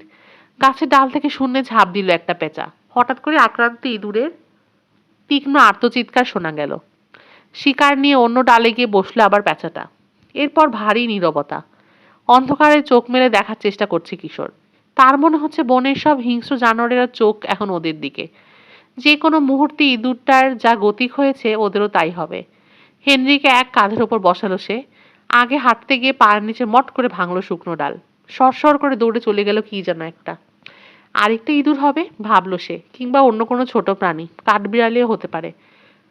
নিরীহ নিজেকে প্রবোধ দেওয়ার চেষ্টা করলো, ক্ষতি করবে না। হাঁটতে থাকলো। সিসিকে বলল, বনের মধ্যে বাতাস ঠান্ডা, ভেজা ভেজা। যতই গভীরে ঢুকছে ঠান্ডা বাড়ছে। গাছের ডাল পাতা এড়িয়ে চলার উপায় নেই। গায়ের সঙ্গে বাড়ি খাচ্ছে। পায়ের নিচে ঝরা পাতার পুরো কার্পেট। কানের কাছে হেনরির নিঃশ্বাস আর সিসির হাঁপানোর শব্দ ছাড়া আরও একটা শব্দ এলো কিশোরের। দাঁড়িয়ে গেল। কি হলো? জানতে চাইল সিসি। চুপ, চাপা গলায় বলল সে। শব্দ? কি শব্দ? কিসের শব্দ? কথা বলো না, দম বন্ধ করে রাখো। হেনরি, তুমিও। কান পেতে রইল কিশোর। কিছু শুনল। অবশেষে ছেড়ে দিল দমটা। ফোঁস করে নিঃশ্বাস ফেলতে শুনল সিসিকে। আবার হাঁটতে শুরু করলো ওরা। কিছু দূর এগিয়ে গিয়ে কিশোর বলল, সামনে মনে হচ্ছে থামার জায়গা পাবো। ছোট একটা জায়গায়, গাছপালা সামান্য পাতলা। চাঁদের আলো এসে পড়েছে মাটিতে। বেশি না, তবে দেখার জন্য যথেষ্ট। বড় একটা গাছ কাত হয়ে পড়ে থাকতে দেখা গেল। মস্ত খোড়ল। ওতে লুকিয়ে থাকা যাবে। খোড়লটা দেখিয়ে বলল কিশোর। হেনরিকে নামিয়ে দিল খাট থেকে। হামাগুড়ি দিয়ে তাতে ঢুকে পড়ল হেনরি। তারপর ঢুকলো সিসি। ভয়ঙ্কর গন্ধ। ও কিছু না, পচা কাঠের গন্ধ। অধৈর্য কণ্ঠে বলল কিশোর। গন্ধ তোমার কোনো ক্ষতি করবে না। সে নিজেও ঢুকে পড়লো খোড়লে। পা লম্বা করতে ইচ্ছে করলেও পা লম্বা করা যাচ্ছে না। মুড়ে নিয়ে এলো বুকের কাছে। সারা শরীরে অকল্পনীয় ব্যথা। ফার্মে আর ফিরে যেতে পারবে না। রাতটা কোনো মতে নিরাপদে কাটাতে পারলে আগামীকাল ভেবে দেখবে কি করা যায়। পাতায় পাতায় কাঁপন তুলে বয়ে গেল এক ঝলক বাতাস। কি যেন গোপন কথা বলে গেল পরস্পরকে ফিস ফিস কানাকানি করে। ডালে ডালে ঘষাকেই বিচিত্র শব্দ সৃষ্টি করলো। জেগে বসে পাহারা দেওয়া দরকার, কিন্তু কোনো মতেই চোখ খোলা রাখতে পারছে না। 10 মণ ভারী হয়ে আসছে যেন চোখের পাতা। আর একটু আরাম করে বসার জন্য নড়ে চড়ে সোজা করলো মাথাটা। নজর পড়ল সামনে গাছের বেড়ার মধ্যে অন্ধকার ছায়ার দিকে। জ্বলন্ত দুটো হলুদ চোখ তাকিয়ে আছে তার দিকে। পাইস! আতঙ্কিত চিৎকারটা মুখ থেকে বেরোতে দিল না কিশোর। ঢোক গিলে নামিয়ে নিল বহু কষ্টে। কিসের চোখ? নেকড়ে, ভালুক, পাহাড়ি সিংহ? ভয়ঙ্কর সব হিংস্র জন্তুর চেহারা খেলে যেতে লাগলো মনের পর্দায়। সঙ্গে বন্দুক নেই, আত্মরক্ষার উপায়ও নেই। আমাকে দেখেনি নাকি দেখেছে? ভাবনাগুলো এলোমেলো আঘাত আনতে শুরু করলো যেন মগজের মধ্যে। আমরা যে আছি খোলরের মধ্যে সেটাই জানে না। বুকের মধ্যে ধুরুস ধুরুস করছে হৃৎপিণ্ডটা। গলা শুকিয়ে কাঠ। পিছিয়ে আসতে গেল। আউ! চিৎকার করে উঠল সিসি। কি করছো? চুপ! নিচু স্বরে সাবধান করলো কিশোর। বললাম না, তখন একটা শব্দ পেয়েছি। পিছে পিছে চলে এসেছে ওরা। আমাদের খুঁজছে এখন। কোথায়? এগোতে গিয়ে জায়গা না পেয়ে কিশোরের পায়ের উপর চেপে বসলো সিসি। দীর্ঘ একটা মুহূর্ত চোখ দুটোর দিকে তাকিয়ে রইল সে। তারপর বেরিয়ে যেতে শুরু করলো। ধরার জন্য থাবা মারলো কিশোর। স্কার্ট চেপে ধরতে গেল, আঙুলের ফাঁক দিয়ে পিছলে গেল কাপড়। ধরে রাখতে পারলো না। বেরিয়ে গেছে সিসি। সিসি, জলদি ভেতরে ঢোকো! ইঁদুরটার আত্মচিৎকারের কথা মনে পড়লো কিশোরের। সিসিকে কি করবে এই প্রাণীটা? সিদ্ধান্ত নিয়ে ফেললো কিশোর। সিসির কোনো ক্ষতি করতে দেবে না। হামাগুড়ি দিয়ে খোড়লের ভেতর থেকে বেরিয়ে পড়লো সেও।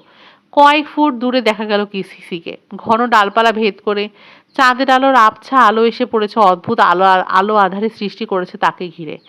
ছায়া দিয়ে থেকে বেরিয়ে এলো জ্বলন্ত চোখজোড়া। চাপা গর্জন করে উঠল ভারী গর্জন। নেকড়ে! সাপের মতো নিঃশব্দ অন্ধকার থেকে আলোয় বেরিয়ে এলো ওটা। কাঁপতে লাগলো কিশোর। লম্বা শক্তিশালী দেহটা এগিয়ে আসছে সিসির দিকে।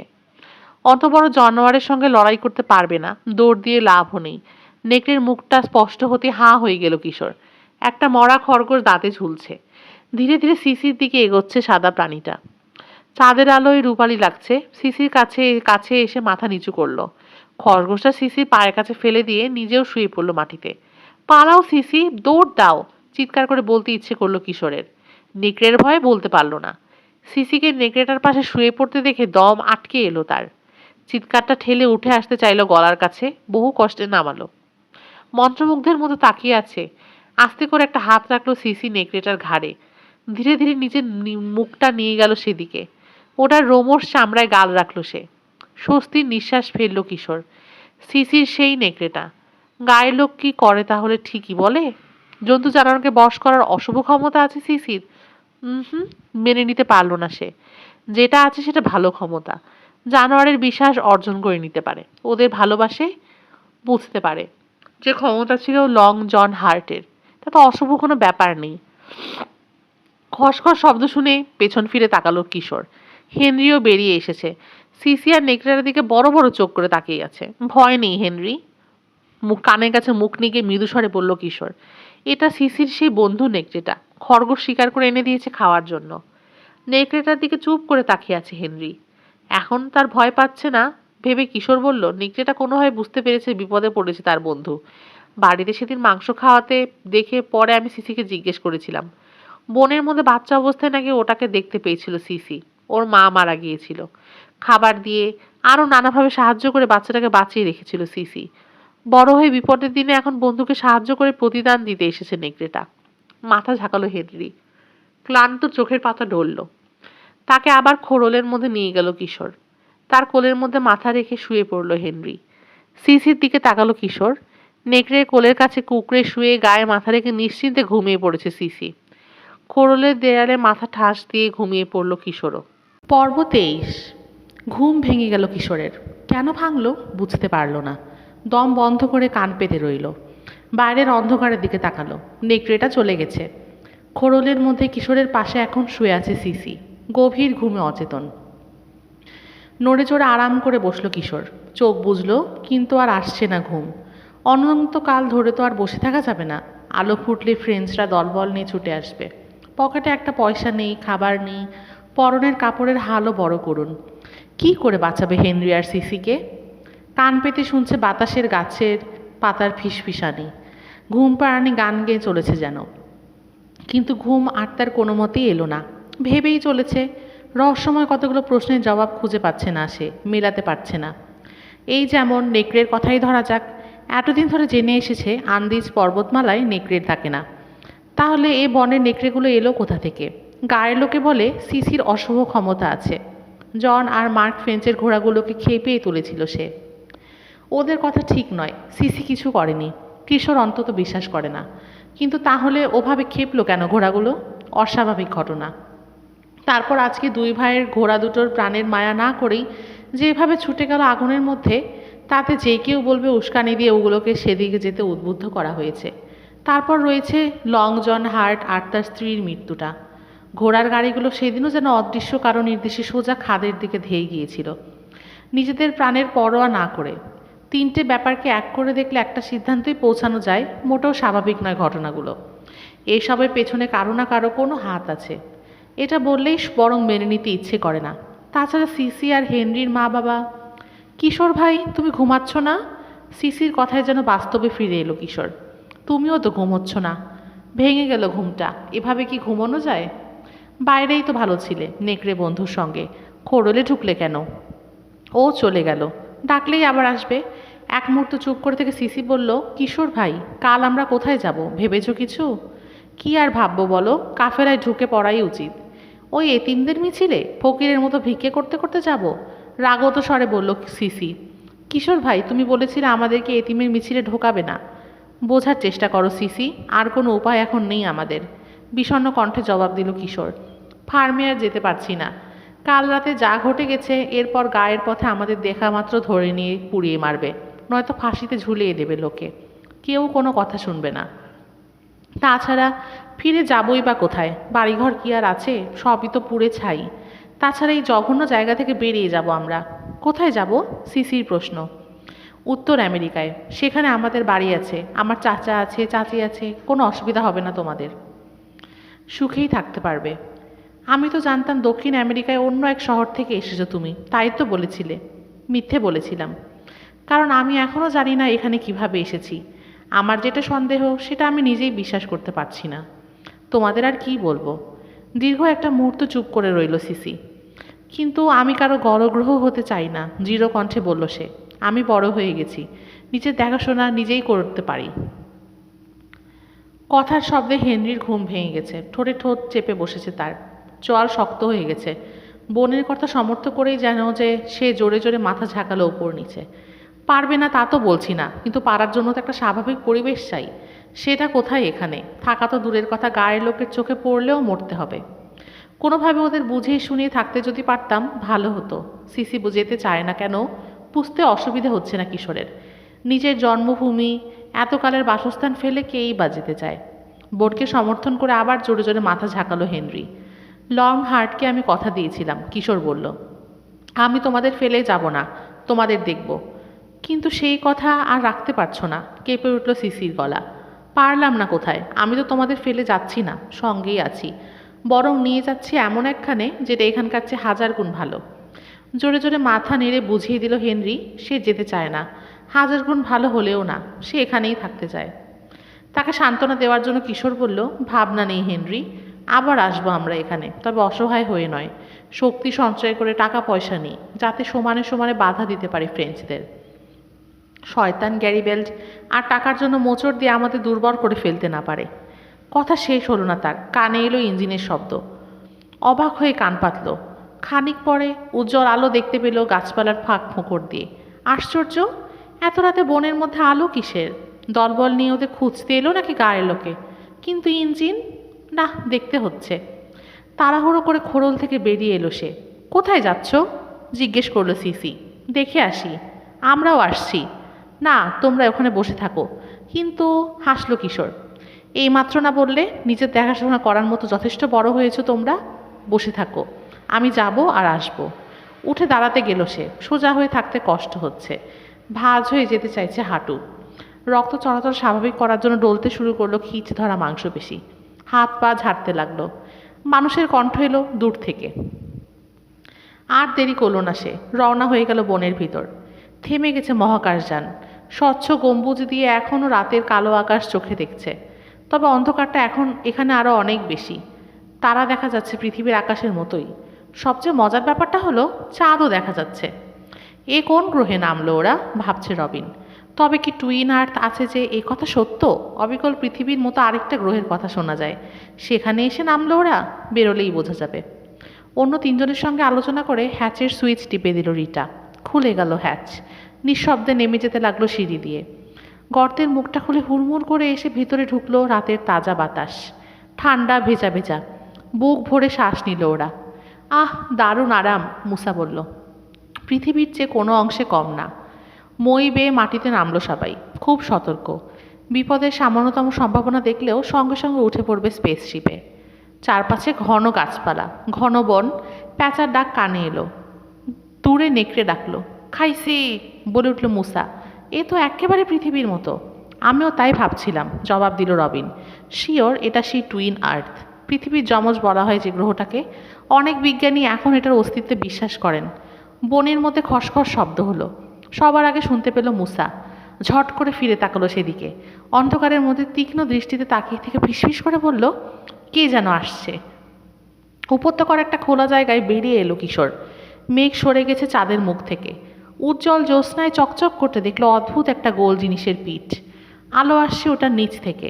অবাক কাণ্ড, এখানেও ইউএফও! একবার ইউএফও দেখতে গিয়েই তো আজকের এই দুর্দশা। দ্বিতীয়বার আর কোনো বিপদে ঢুকতে চায় না সে। পা টিপে টিপে এগোলো। যতটা সম্ভব কাছে পৌঁছে গাছের আড়াল থেকে উঁকি দিয়ে দেখতে পেল জিনিসটার 6টা পা। 6 পা? তাই তো, বনের মধ্যে যে 6টা গর্ত দেখেছিল, কিসের কারণে হয়েছে সেগুলো জবাব পেয়ে গেল এখনই। আরও একটা প্রশ্নের জবাব পাওয়া গেল। ইউএফও তো করে তাকে নামিয়ে দেওয়া হয়েছিল এখানে। আবার এসেছে কেন ওরা? কোলে তুলে নিতে? তাকে তুলে নিয়ে যেতে?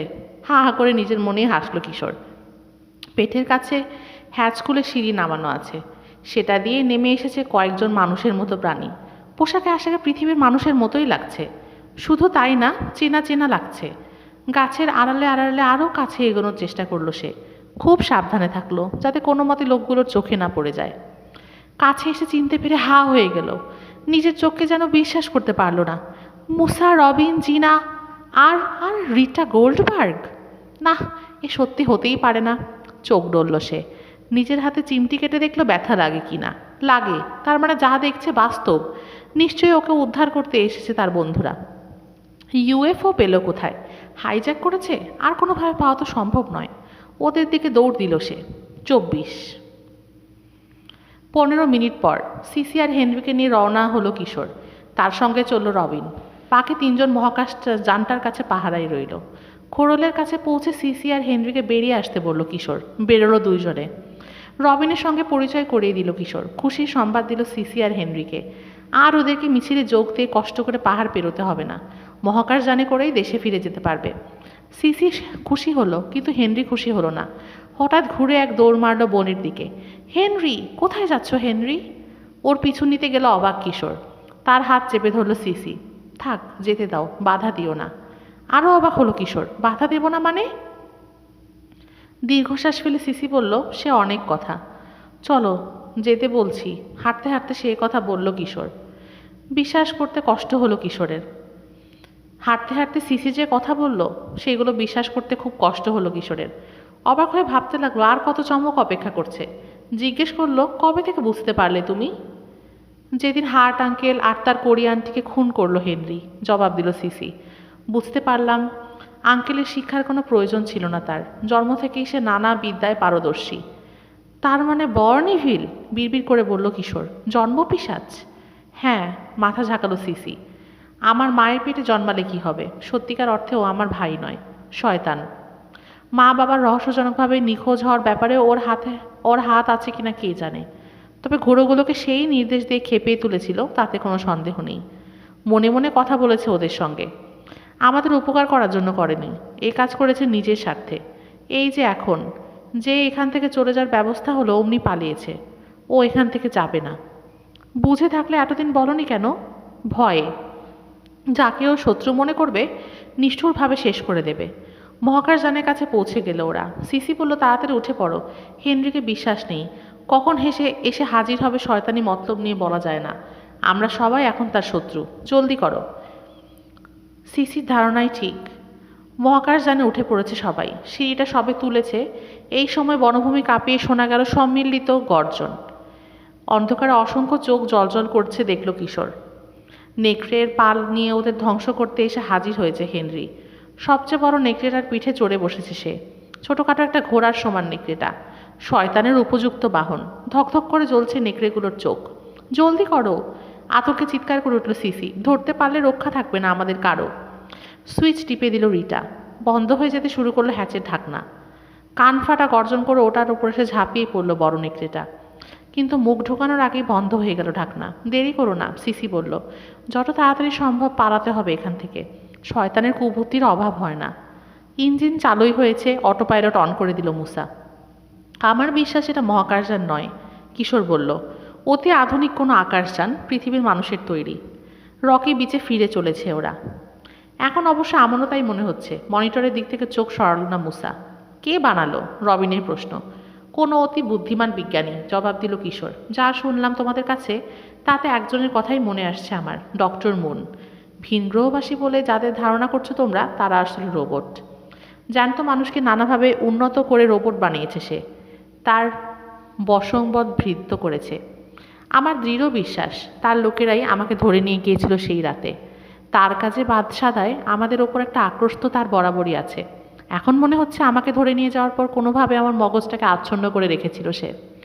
দুঃস্বপ্ন ভেবেছি যেসব ঘটনাকে, সেগুলো আসলে দুঃস্বপ্ন ছিল না। ঘোরের মধ্যেই করেছিস ওসব কাজ। রেগে মেগে শেষে সে আমাকে কাচু পিচুতে দ্বীপান্তর করেছিল। দ্বীপান্তর নয়, পাহাড়ান্তর, শুদ্ধ করে দিল সিসি। পাহাড় ঘেরা দেশ তো। হ্যাঁ, পাহাড়ান্তর। মাথা ঝাঁকালো কিশোর, হাসলো।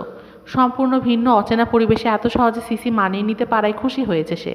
যা বলছিলাম, আমাকে বন্দি করে তারপর তোমাদের তুলে নিতে লোক পাঠিয়েছিল।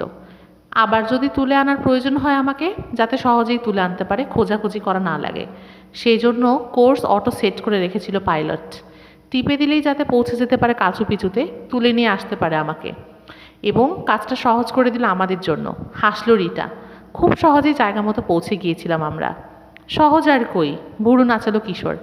আমাকে উদ্ধারের জন্য যে কষ্ট তোমরা করেছো, যে ঝুঁকি তোমরা নিয়েছো, বাপরে বাপ। ভয়ঙ্কর সব রোবট দানবের সঙ্গে লড়াই, তা তো বুঝলাম। বাধা দিল মুসা। কিন্তু আবার তো সেখানেই ফিরে যাচ্ছি আমরা। নিশ্চয়ই মলের ভেতর বা আশেপাশে কোথাও রয়েছে ওরা, গেলেই ক্যাক করে ধরবে। সেজন্যই তো সেখানে যাওয়া চলবে না, কিশোর বলল।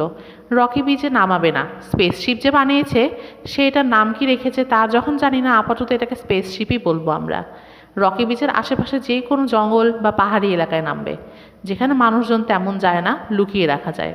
রিটা বলল, সব প্রশ্নের জবাবই তো পাওয়া গেল কিশোর, কিন্তু একটা প্রশ্নের জবাব আমি এখনও পাইনি। ফিরে তাকালো কিশোর। কি? আমি কে? আমিও কি রোবট? এ কথা কেন মনে হলো তোমার? ডক্টর মুনের রোবটগুলো আমাকে ডেল্টাদের দলের লোক বলেছিল। এই ডেল্টারা কারা? নিজের ঠোঁটে চিমটি কাটল কিশোর। ডেল্টা? নামে তো রোবটই মনে হচ্ছে। তবে ওরা যাই হোক, আমাদের মতোই ডক্টর মুনের শত্রু। সেই জন্যেই ধরে নিয়ে যেতে এসেছিল তোমাকে। তার মানে আমি আসলে কে, জানার কোনো উপায় নেই? থাকবে না কেন? গম্ভীর কণ্ঠে জবাব দিল কিশোর। রকি বিচে গিয়ে সুস্থির হয়ে নেই আগে, তারপর বেরোবো ডেল্টাদের খোঁজে।